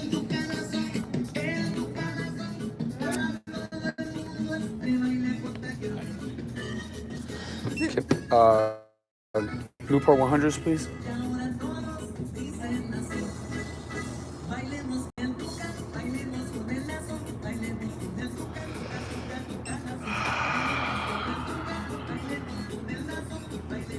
1 second.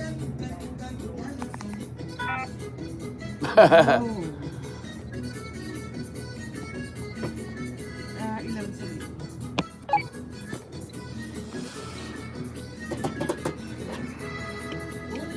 Listo.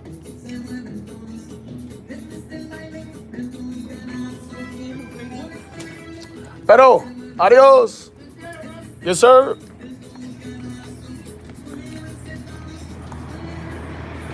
I came in wrong. I came in the other side.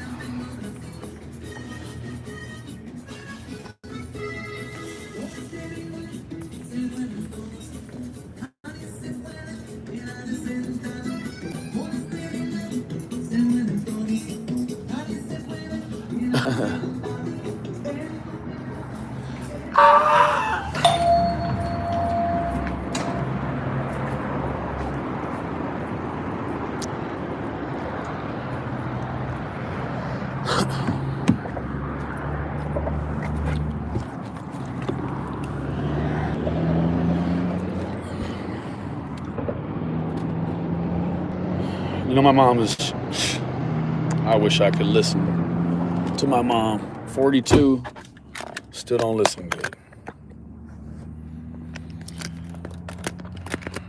She told me this shit was gonna change me.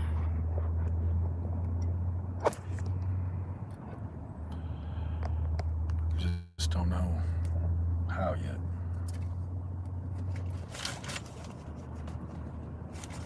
I know it's harder. It's harder to laugh and smile. I know that I lost a little bit of that. I think it did need to change me.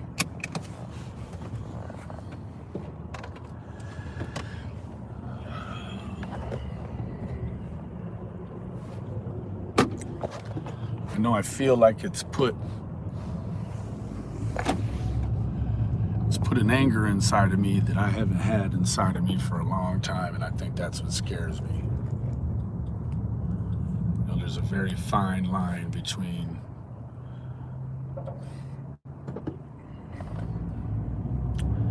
being able to control yourself during a time like what I experienced and, you know, landing in prison, right? It's a very fine line. And I feel like I toe that line a lot. Right? Not the line between prison, but it's like the line between I guess more than anything, it's the being forced to make hard challenging decisions. You know, there's been so many decisions to make, so many decisions I've made wrong, many I've made right.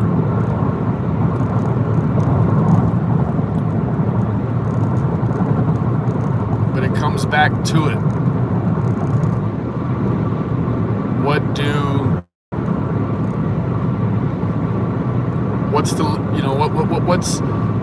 Do you have enough passion to keep going and keep being effective and doing what we do?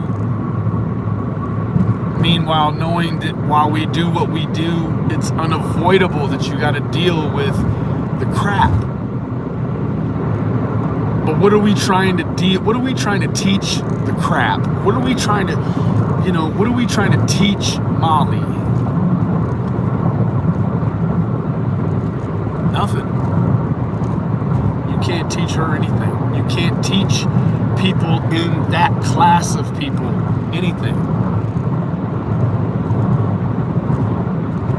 Can you imagine Molly Golightly votes?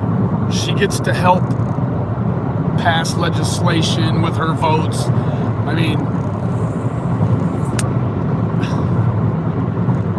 holy shit. This woman, it's a lot of people that we're looking at like idiots online, and They control families, they drive cars, they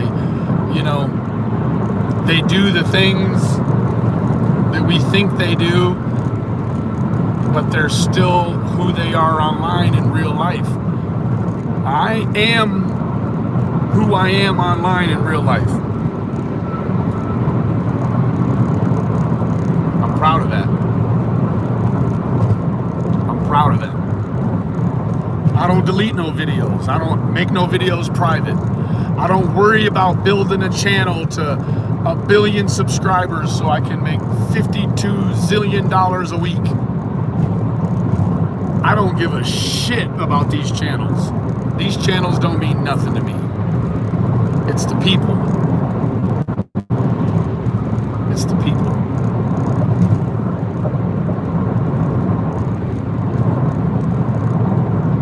It's the people.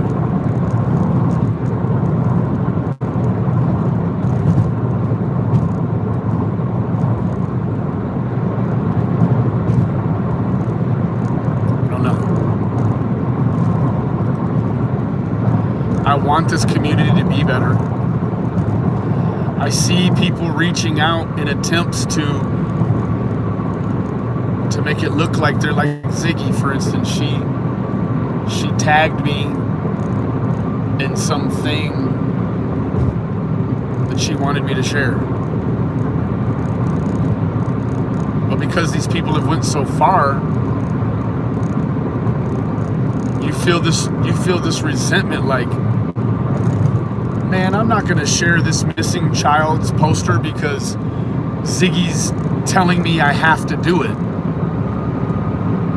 Like, that's a fucked up place to be in, right? Like,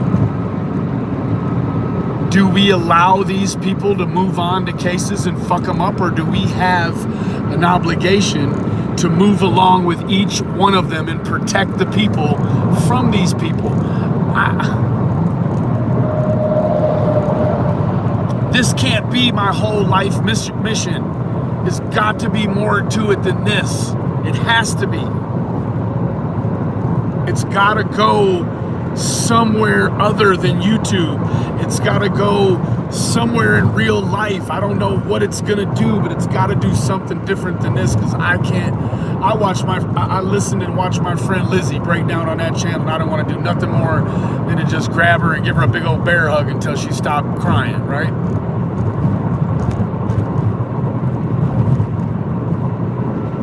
I piggyback what she says. I don't want to do this anymore. But how do you stop? How do you tell the people you're here to help that you don't want to help them anymore? Or you're not interested in helping them anymore? How do you do that? That's my struggle. My struggle isn't how do I erase the YouTube app from my phone. It's how do I not fulfill what I said I was going to do? How do I do that? Don't know yet. It's crazy to think that you even have to try to find the answer. Like, how am I going to tell Don and Candace that I'm just done with all this? Like, appreciated you while you let me help you, but I don't want to be a part of it anymore because it's just too much. I was just kidding. I don't really want to be helpful to you anymore, and I don't really care if your daughter or your sons come home anymore. Like, I've got to deal with my life. How do you do that? Because I don't know how. I don't know how. And I'm not really ready to pray for the answer yet, because I guess I'm just not all the way ready to let go. Let me tell you what, 49 times out of 50, anybody I meet on the street, man, I have great interactions with them. I can't even type letters in the forms of words that make sentences and then elude the paragraphs with these people without there being a problem. These people are all mentally ill in some respect. In some regard. A great deal of them are junkies, drunks, pederasts. Hell, there's even a couple of child molesters in this true crime community.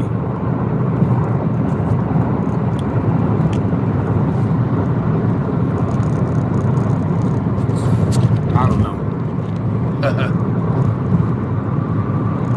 How do you quit? How do you turn off thinking about Don and Candace and, you know, Josie, Waylon, Wyatt, Yucky, Blue, Mama Dog, Miss Candace? Like, how do you turn that off?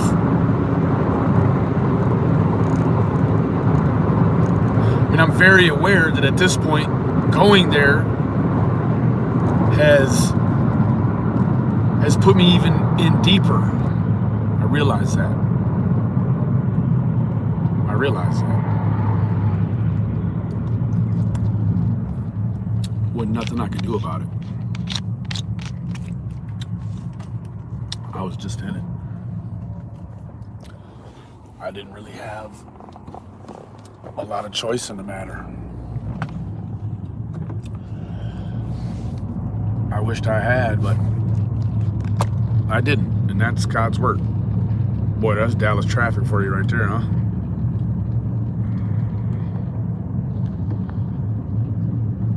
So everybody's breaking the law here going across the road. Quite naturally, I'm in a car that can't go over speed bumps, so that's not happening. Shit.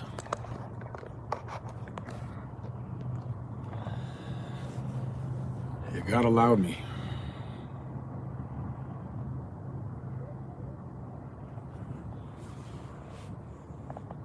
It was a beautiful thing. It's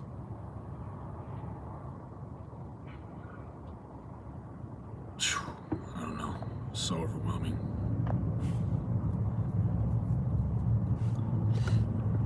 I mean, it's the most catastrophic thing.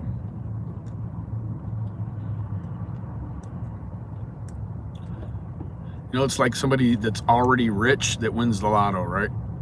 Or someone that's dirt poor and wins the lotto. Or a family that's well-to-do and they have a child abducted. Or, I mean, how do we treat a family who is well-to-do and you know, the majority of the community likes the way their house looks and likes their cars, and how do we treat more successfully socioeconomically driven people? How do we treat them in comparison, right? How do we treat them?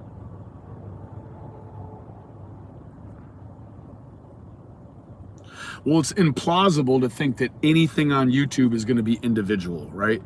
I mean, Molly Go Lightly and these people are going to treat every case like it's Chris Watts' case. Like they know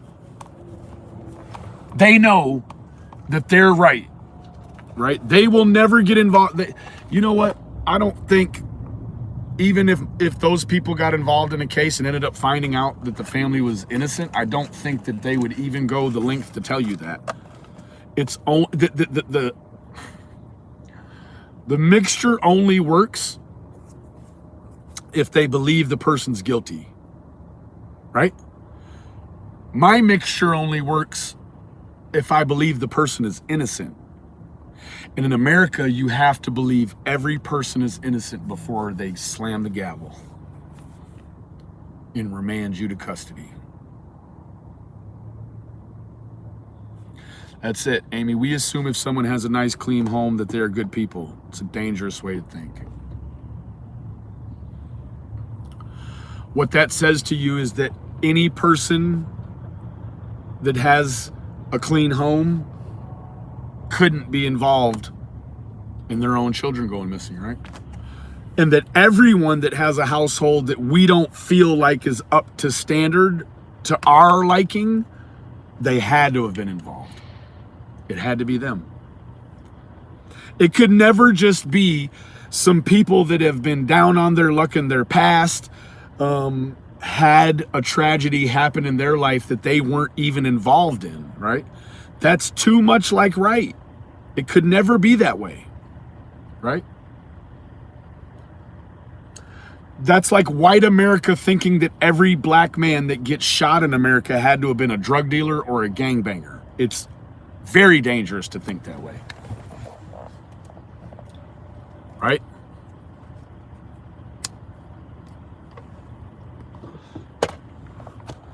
It's a stereotype, right? It's a stereotype.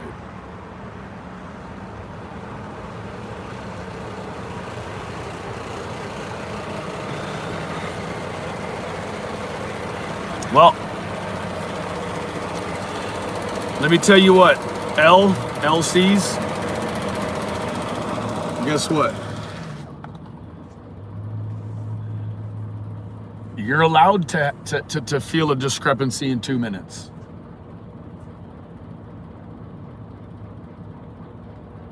Police don't seem to have a problem with it. You did hear Sheriff Lawson, right? He said they passed the test. So what you could objectively think is that online she said 2 minutes and that it got taken out of context in a way. Hoo-ah? Couldn't be that, right? It couldn't be when I'm 10 minutes away, I tell my wife, oh, I'll be there in 2 minutes. Actually, I'm 10 minutes away. Right? Or give me just an hour. And then you're all day. Right? I mean, you can have a problem with that, but you also have to play in, I mean, it's the English language, right? We have one of the only languages where 2 minutes doesn't actually always mean 2 minutes, right? 2 minutes could be 120 seconds, or 2 minutes could be 10 minutes, or 2 minutes could be, shit. Any of us ever been involved in something that was going to take more than 1 second, but you're like, hold on, give me 1 second? Are we those people that we go 1,000? Okay, come on.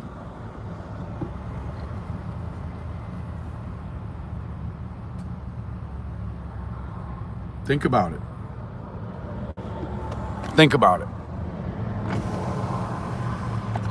And don't max out when you do it either, right? Like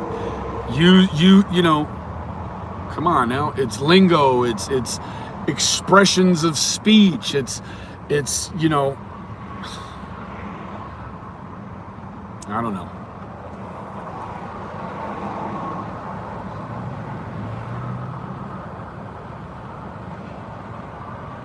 That's it.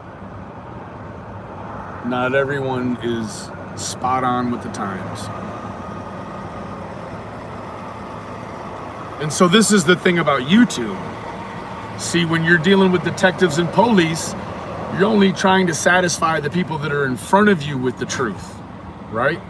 On YouTube, if she says, it was like 2 minutes, and then someone says, well, there's just no way all that could happen in 2 minutes, and then she has to come back and say, okay, well, so it wasn't 2 minutes, it was like 5 or 10 minutes, but, and so now because she's changed it, she's got to be guilty.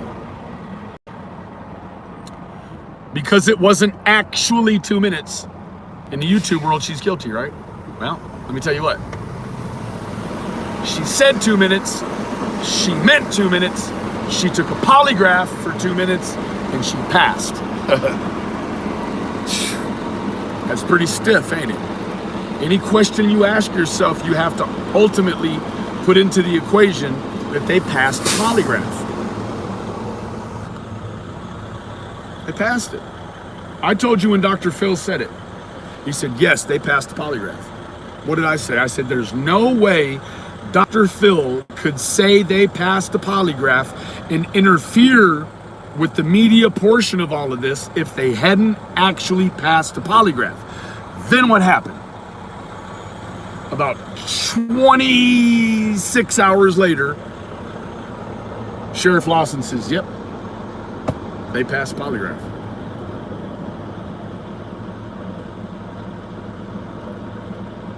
He verified it.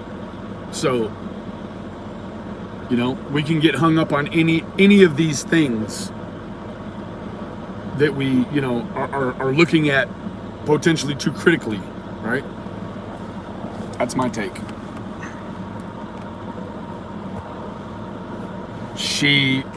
And that's the take on it, Casey. That's exactly it.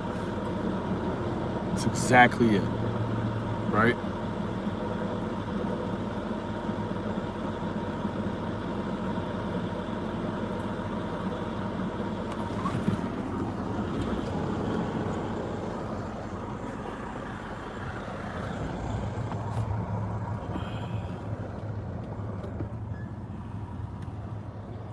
What the hell is he doing? Come on, man.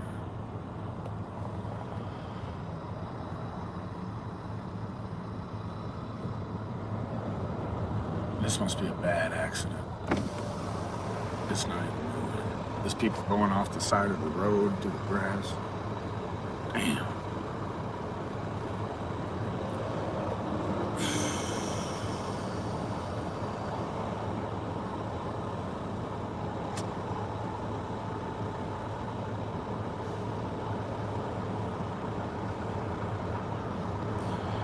Yeah, Jody Sue.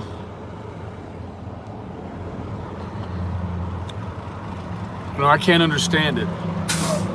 I know we're jumping around a little bit, but I'm trying to stay awake till I get home. Let me see how much time I got left. I got an hour if the traffic was running. Well, I'm gonna hang around for another hour then.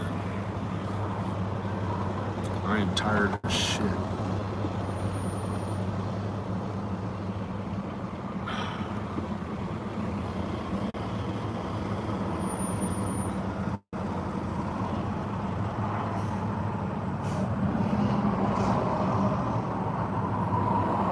I don't know what the hell you're doing.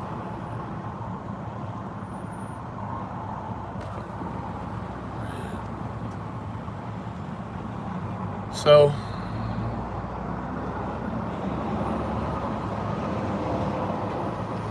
I don't know.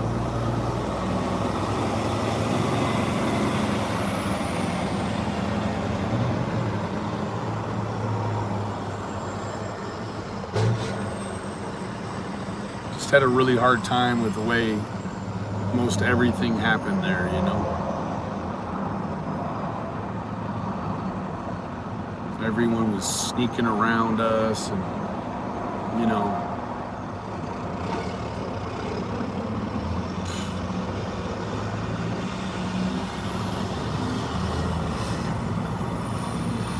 I know, Kitty.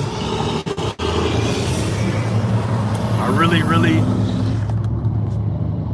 you know, a good friend of mine that lives there, he's a very spiritual man. He said, you know, that I was demonstrating grace. Although I didn't feel extremely graceful, I just taken their word for it. The crazy thing is that through all the Jennas and the sissies and the others, who's that and thems, and if people don't turn nobody away. They just don't turn nobody away.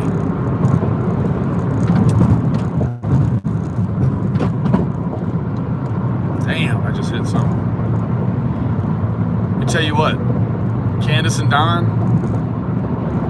they don't survive as good as the YouTubers do on the Cash App. They don't make the same kind of money for their own tragedy that everyone else makes. Why is that? How can that be? I don't know.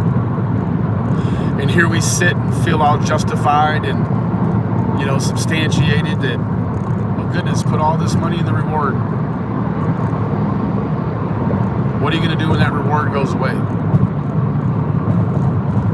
Is it going to be somebody else's fault now?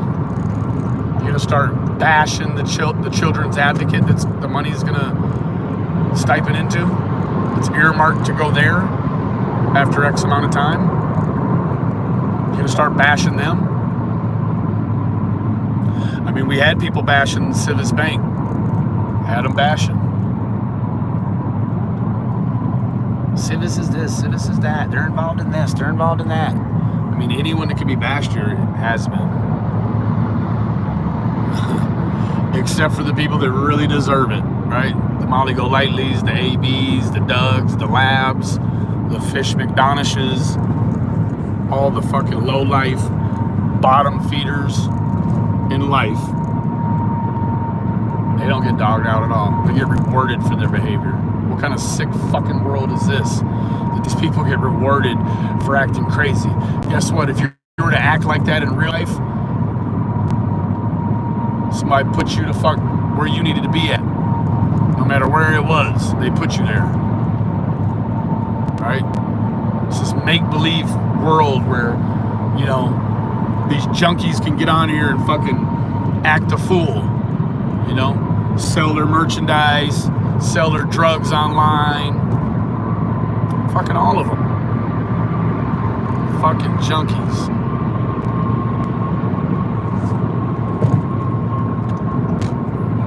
You can't get liquored up or gotta sniff some shit to come on here and take care of your business. This shit ain't for you. This shit ain't for you.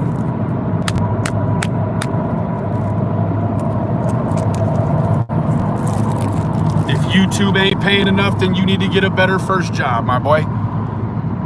You know, I see a lot of people on here, you know, ain't doing nothing, ain't going nowhere, but need this money like a motherfucker, man.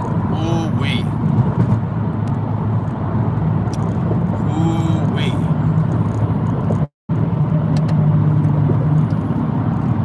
You know how close Ziggy lives to the wells? About half the distance or less than I do. She's made 1,000 times the money. Why not take some of that money and go over there and figure it out? And it kills me why people it kills me how these people are already have a predisposition. They have no couth, right? What did Griff say? They got the couth of a goat, right? So instead of, I mean, you can't even act like an undercover agent, can you? You can't even come on here and act like you're gonna be nice to these people. To get them to, you can't even trick them out of some information. Jenna tried, Sissy tried. All these people try to trick them out of the answer, right? I mean, one day, and I'm not cutting on Sissy, I'm just telling you how the things change, right? One day, Sissy's telling Don he needs to go down and get immunity and tell what happened. Another day, she's gonna tell you about how Don put her inside of a wall at one of his jobs, right? Like, I get how it flips back and forth, but you gotta use your head. You gotta use your head.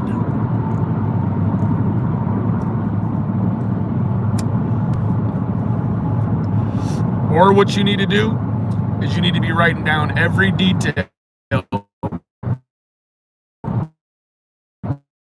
Exploit the situation, right? How to pull off a perfect abduction. If you think the Wells fucking did it, then what you need to do is you need to write a manuscript detailing how you believe it happened, but it's gotta fucking make sense 180 days later, right? So you gotta put into account cell phone pinging, Starlink, you know what I'm saying? All the different things, you know, polygraph tests. You gotta account for all of these things that the Wells are good. They're good. You have to account and you have to try to figure out how the cops got it wrong. I guess that's what I'm trying to say. You got to figure out how the cops got it wrong.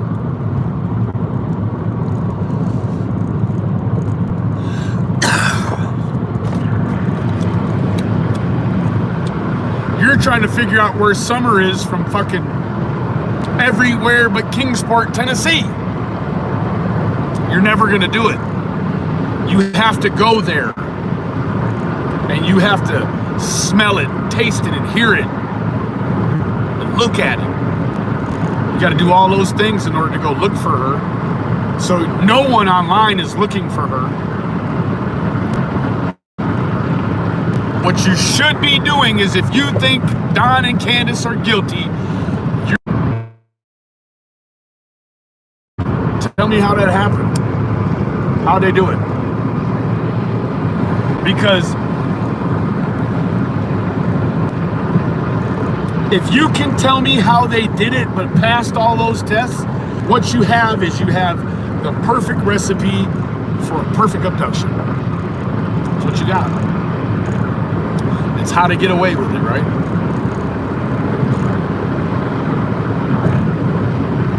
You know what's really creepy when you think in terms of what Molly did? Molly did the exact same thing that our abductor did, didn't she? That's one of the things she did. The other thing she did was prove the dogs don't bark all the time. What's the other thing she proved? That someone could actually go up on that property and take a child without being seen, heard, or anything. But most of all, what bothers me was that Molly Golightly reenacted the same thing the abductor did. The dogs didn't even bark at the people when I was screaming and hollering, raising hell. You didn't hear no dogs barking.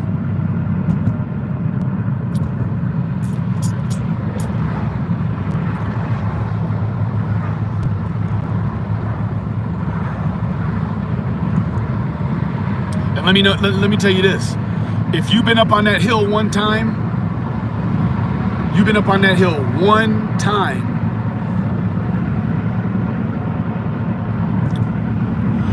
and been nice to them dogs aren't gonna bark at you unless you walk up that driveway in the dark.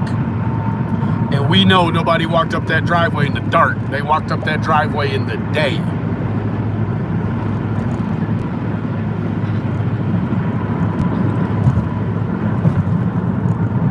Right? Those dogs barked at me twice. Each time was when I was down at the bottom of the hill and came up at nighttime and they could not see me. That's when they barked. Other than that, them dogs never barked at me in the daylight because they knew me. They ran up to me, all of them collectively, and all wanted their love.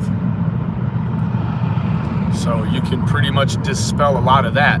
Not only that, but let me tell you again, when Summer got gone, a bunch of those dogs were this big.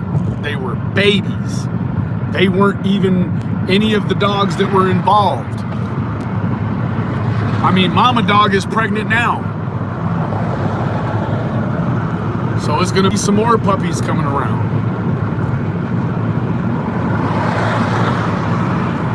People come up there, guess what? People come up there and steal those dogs because they're actually pretty cool dogs. They're all very, very cute. They all have pretty cool markings, and they all have kind of not a docked tail, but like a really short tail, not like a Rottweiler, but like a meat in between a short and a long, right? Like they're sweet puppies, right? I mean, they are not vicious at all. Candace puts down a 40-pound bag of dog food.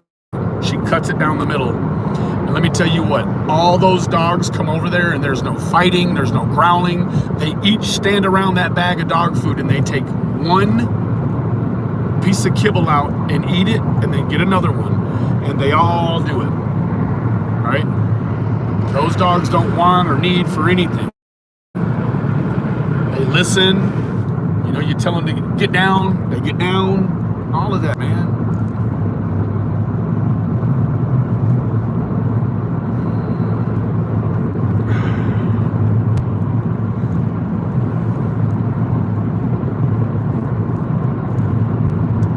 Just every single dynamic that people thought was the answer actually is not.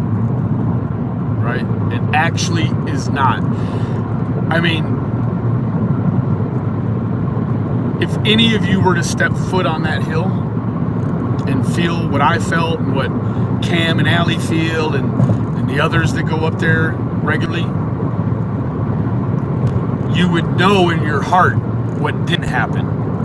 I could never tell you what I think happened, but I can tell you what I know didn't happen. And I know these things because guess what? Don's not an actor. Candace isn't an actor. This isn't an act that they put on only when they're on YouTube. I was there, those people.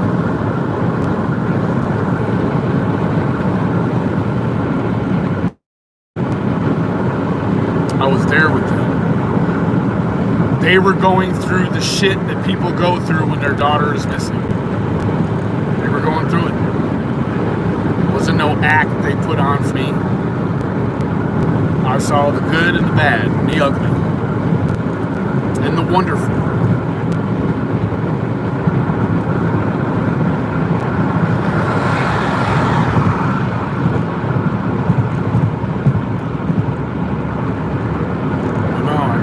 Pilgrimage for me. I went there. I lived minimally. I ate once a day. I didn't go lavish. I bought them everything that they needed at the time I was there. And then the remaining money that was left over was put onto a card for Candace for Christmas for the boys. And yeah, and I think there was one other thing they were going to do, and I've got some more money for her, you know.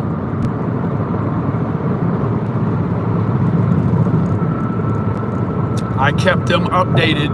When I got there, I showed them exactly how much. I showed them over and over and over. Each time I come back from somewhere spending some money on something they needed or wanted, I showed them what was left. Showed them what was left.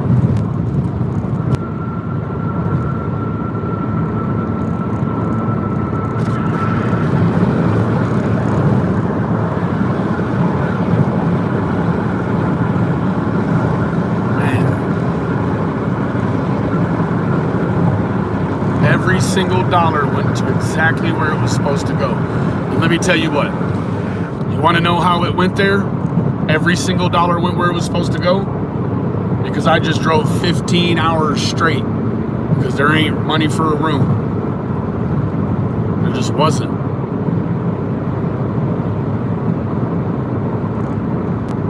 It was perfectly balanced.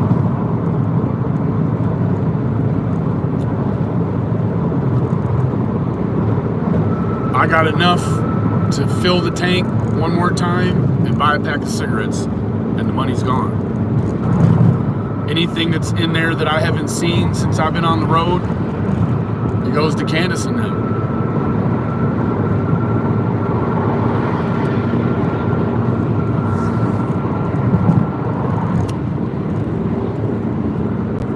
Mama Jan knows. I talk to Mama Jan every day, many times a day. From Candace's phone. She knew every move we made. And every dollar went exactly where it was supposed to go. And I tell you what, we were able to do things for them with the help that you guys provided that no one's been able to help them with yet. Not only that, but you guys were completely responsible for supporting me in a way to get there so that I could be an instrument for that family. You guys did that. I couldn't have done this on my own. I could have gone, but it would have been, I would have had no money to help. I would have been there. I would have essentially been in the way. I would have been able to, I guess paint, but I wouldn't have had any funds to buy cameras, the things that we needed for the cameras, light fixtures, wall sockets, cleaning chemicals, food, just the whole gamut. The whole gamut. The rooms. I took the girls out and put them in a room that essentially for everybody to be at the room, it cost $300. So it just, I feel proud. I feel proud that with everything going on in the environment and the culture of our community right now, with all the money problems, many did start taking donations for the family. Guess what? Every dollar went to the family. It went for the family. If that meant me staying in a crappy little room somewhere,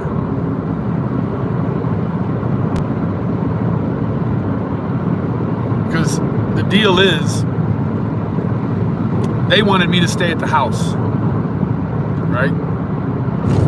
I had no issues with staying at the house, other than the fact that you guys have heard me say many times, when you're doing these things, the objective is to not leave a footprint. You're on safari, right? If you see the big bad lion eating the little baby gazelle, you're not going to get out of the truck and stop it, right? There's certain dynamics of the Wells family household that has to continue unabated. And so Don and Candace, please, Benny, stay here. And I'm like, listen, thank you so much for your generosity, but please look at me declining to stay here as a great thing, because, every single person that has been around those people has turned on them. Every single person has turned on them. Or figured out how to get famous off of them. Right? We make the Wells infamous. Meanwhile, they make us famous. Right? That's the exchange rate. Sounds like highway robbery to me. It's the shit pirates do. Fucking scuzzy bookies and loan sharks and shit. Right? I've never turned on them people, not one time. And I made a promise to them from the first day I talked to Don, and he was like, here, let's exchange numbers. I said, Don, I promise you I will never fail you.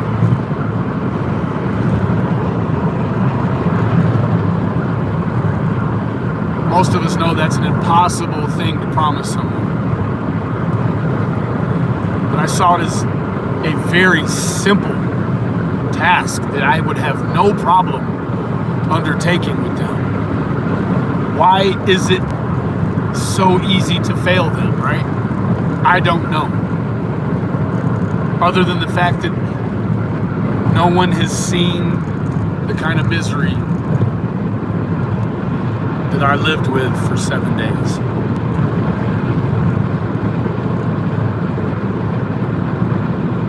I have so many bittersweet feelings right now about, I am 15 minutes away from my wife and my beautiful son, who's just the snuggliest little thing of all time.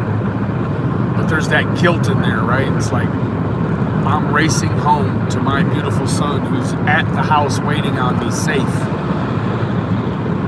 And we've got a beautiful Christmas tree, and we've got 4 stockings set up, and, and all the little knickknacks and snow globes and, all of it. Meanwhile, Don and Candace are sitting at home right now with an empty house. They're used to 4 kids running around there, slamming doors, screaming, hollering, having fun. Maybe the occasional dispute between brothers, or some are hollering at the boys, because we've all heard, and I know, Summer's the boss. Summer was the boss of them boys. Let me tell you something. I've heard so many bad things that people have said about Candace. And I wished I had the pictures to show you. Candace liked to take a lot of pictures of Summer riding in the car. From a little baby up to the day Summer got gone. Let me tell you what.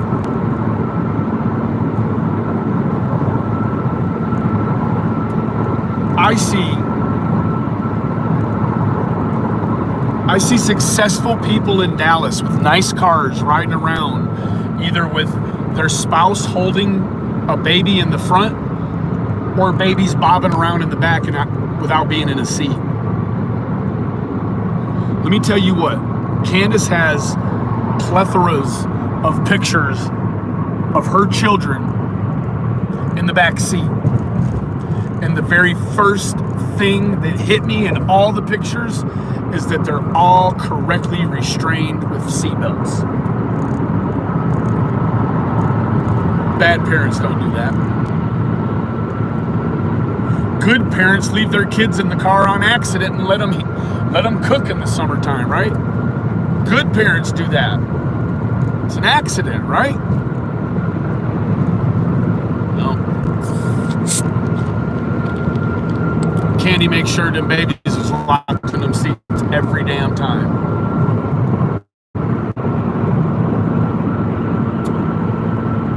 Every damn time. I never seen one picture of those kids in the back of any of their vehicles going on vacations anywhere. Six Flags, Illinois, or, up to the waterfall in the mountains, whatever. Those kids were always restrained with a seatbelt. Holy cow, the Wells got more pictures of little trips and stuff they've taken than my family has of me, and stuff we've taken, right? Like, and in the pictures, man, the kids are having fun, they're making goofy faces, I don't know what you can do about that. I don't know how you can repaint a picture once it's already painted. But that's what YouTube does.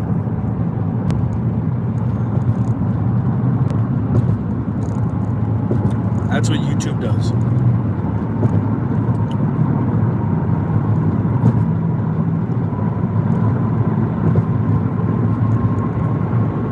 And it's all to look cool, because let me tell you what, none of these creators, other than Doug and a couple of others, actually get paid for every hour they put in at a conservative rate. If you were to average up all the hours we spend here and the money that we would make, it's not worth the time. It's like making drug dealer money. We know that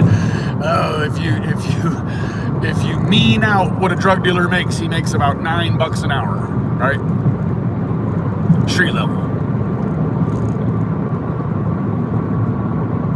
These creators they're not being reimbursed at a rate that makes it solely about money. Most of this is so that you look cool in front of a sick group of your peers. So that you look cooler, or you have the next exclusive, whatever.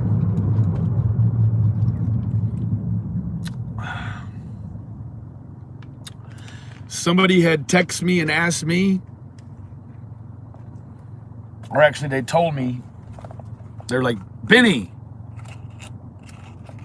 people are saying that Don's in rehab.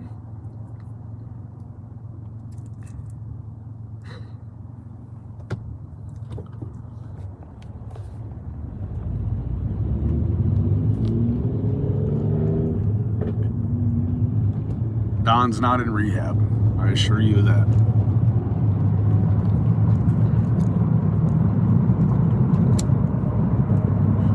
If he was in rehab, then he wouldn't have been texting me all fucking day.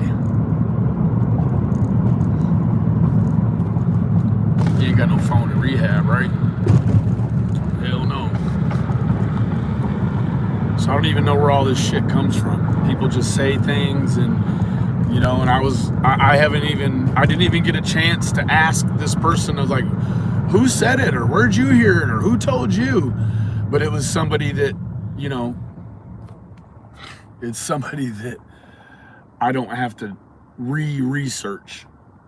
I don't have to double back on them, right? They measure it twice, cut it once.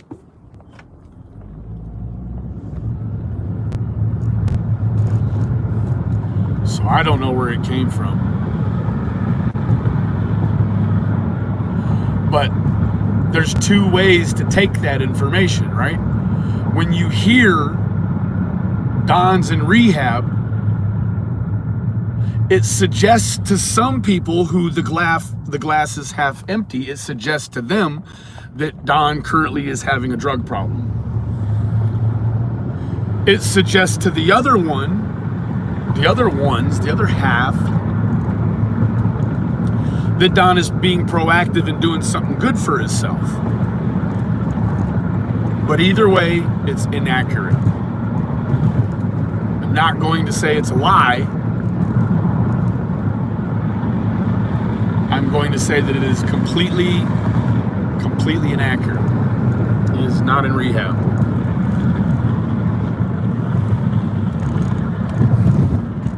It would be no secret if Don was in rehab. At all. I'll tell you that right now.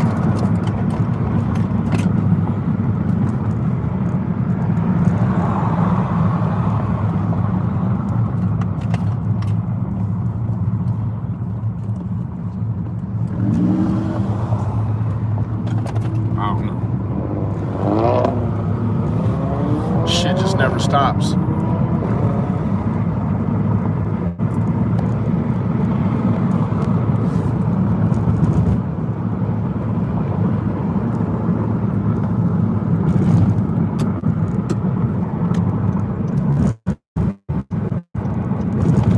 Never stops.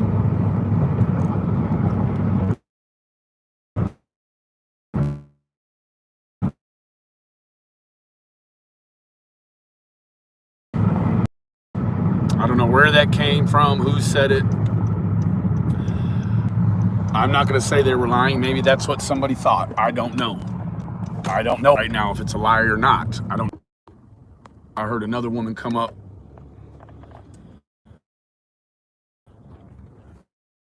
and talk about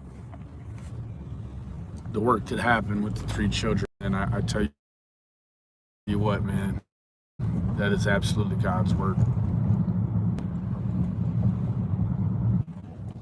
Eric M., he's been in 3 kids. He's not famous.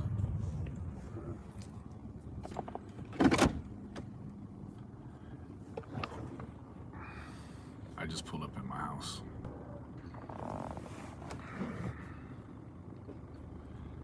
Come here. Thank you, brother. Much love to you and Selena and your whole team. Save 3 children.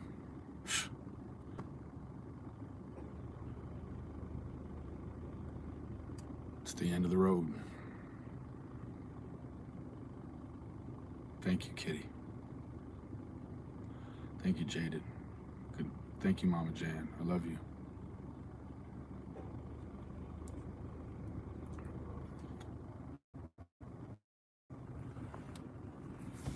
I'm glad to be home too.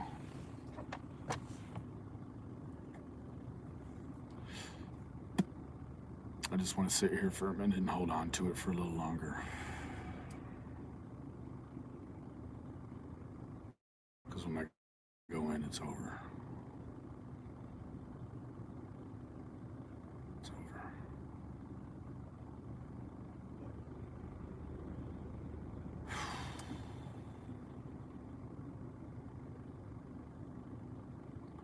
I love all of you so much. Couldn't have done this without every last one of you.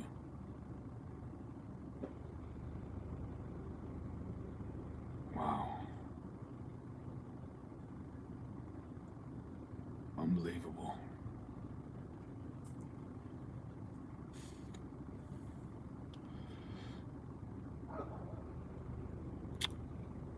Unbelievable.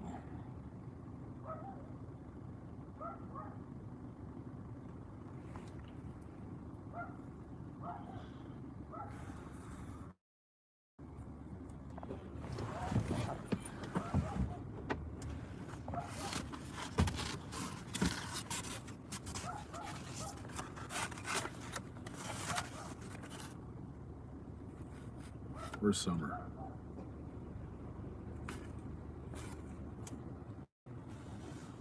Where's Summer?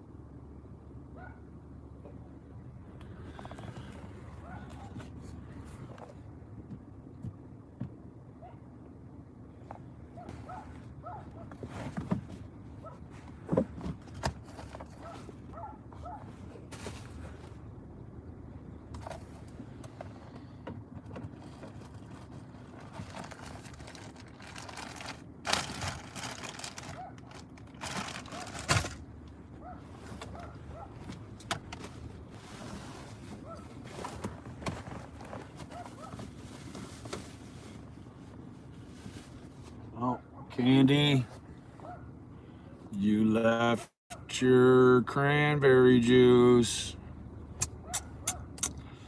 I'm gonna have to turn around and bring it back.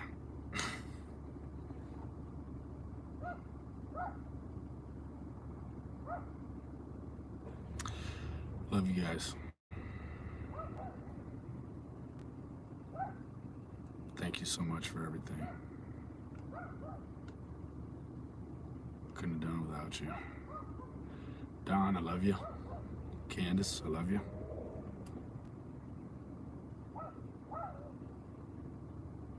Friends that I cannot mention, I love you. Shannon, Katie Mae, thank you for your help.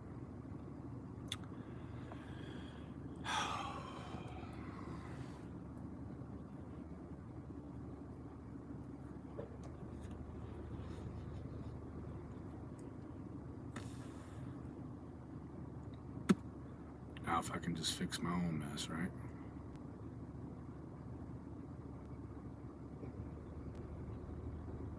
Love's the way, Eric.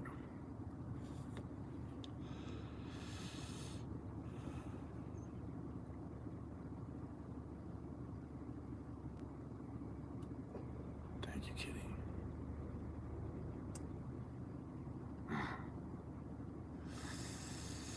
Gang, gang.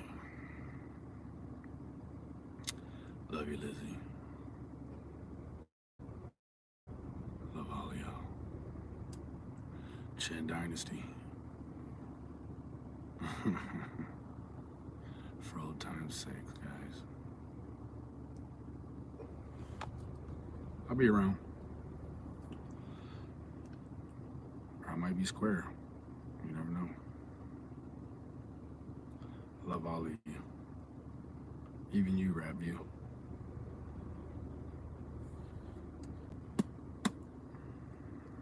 See you.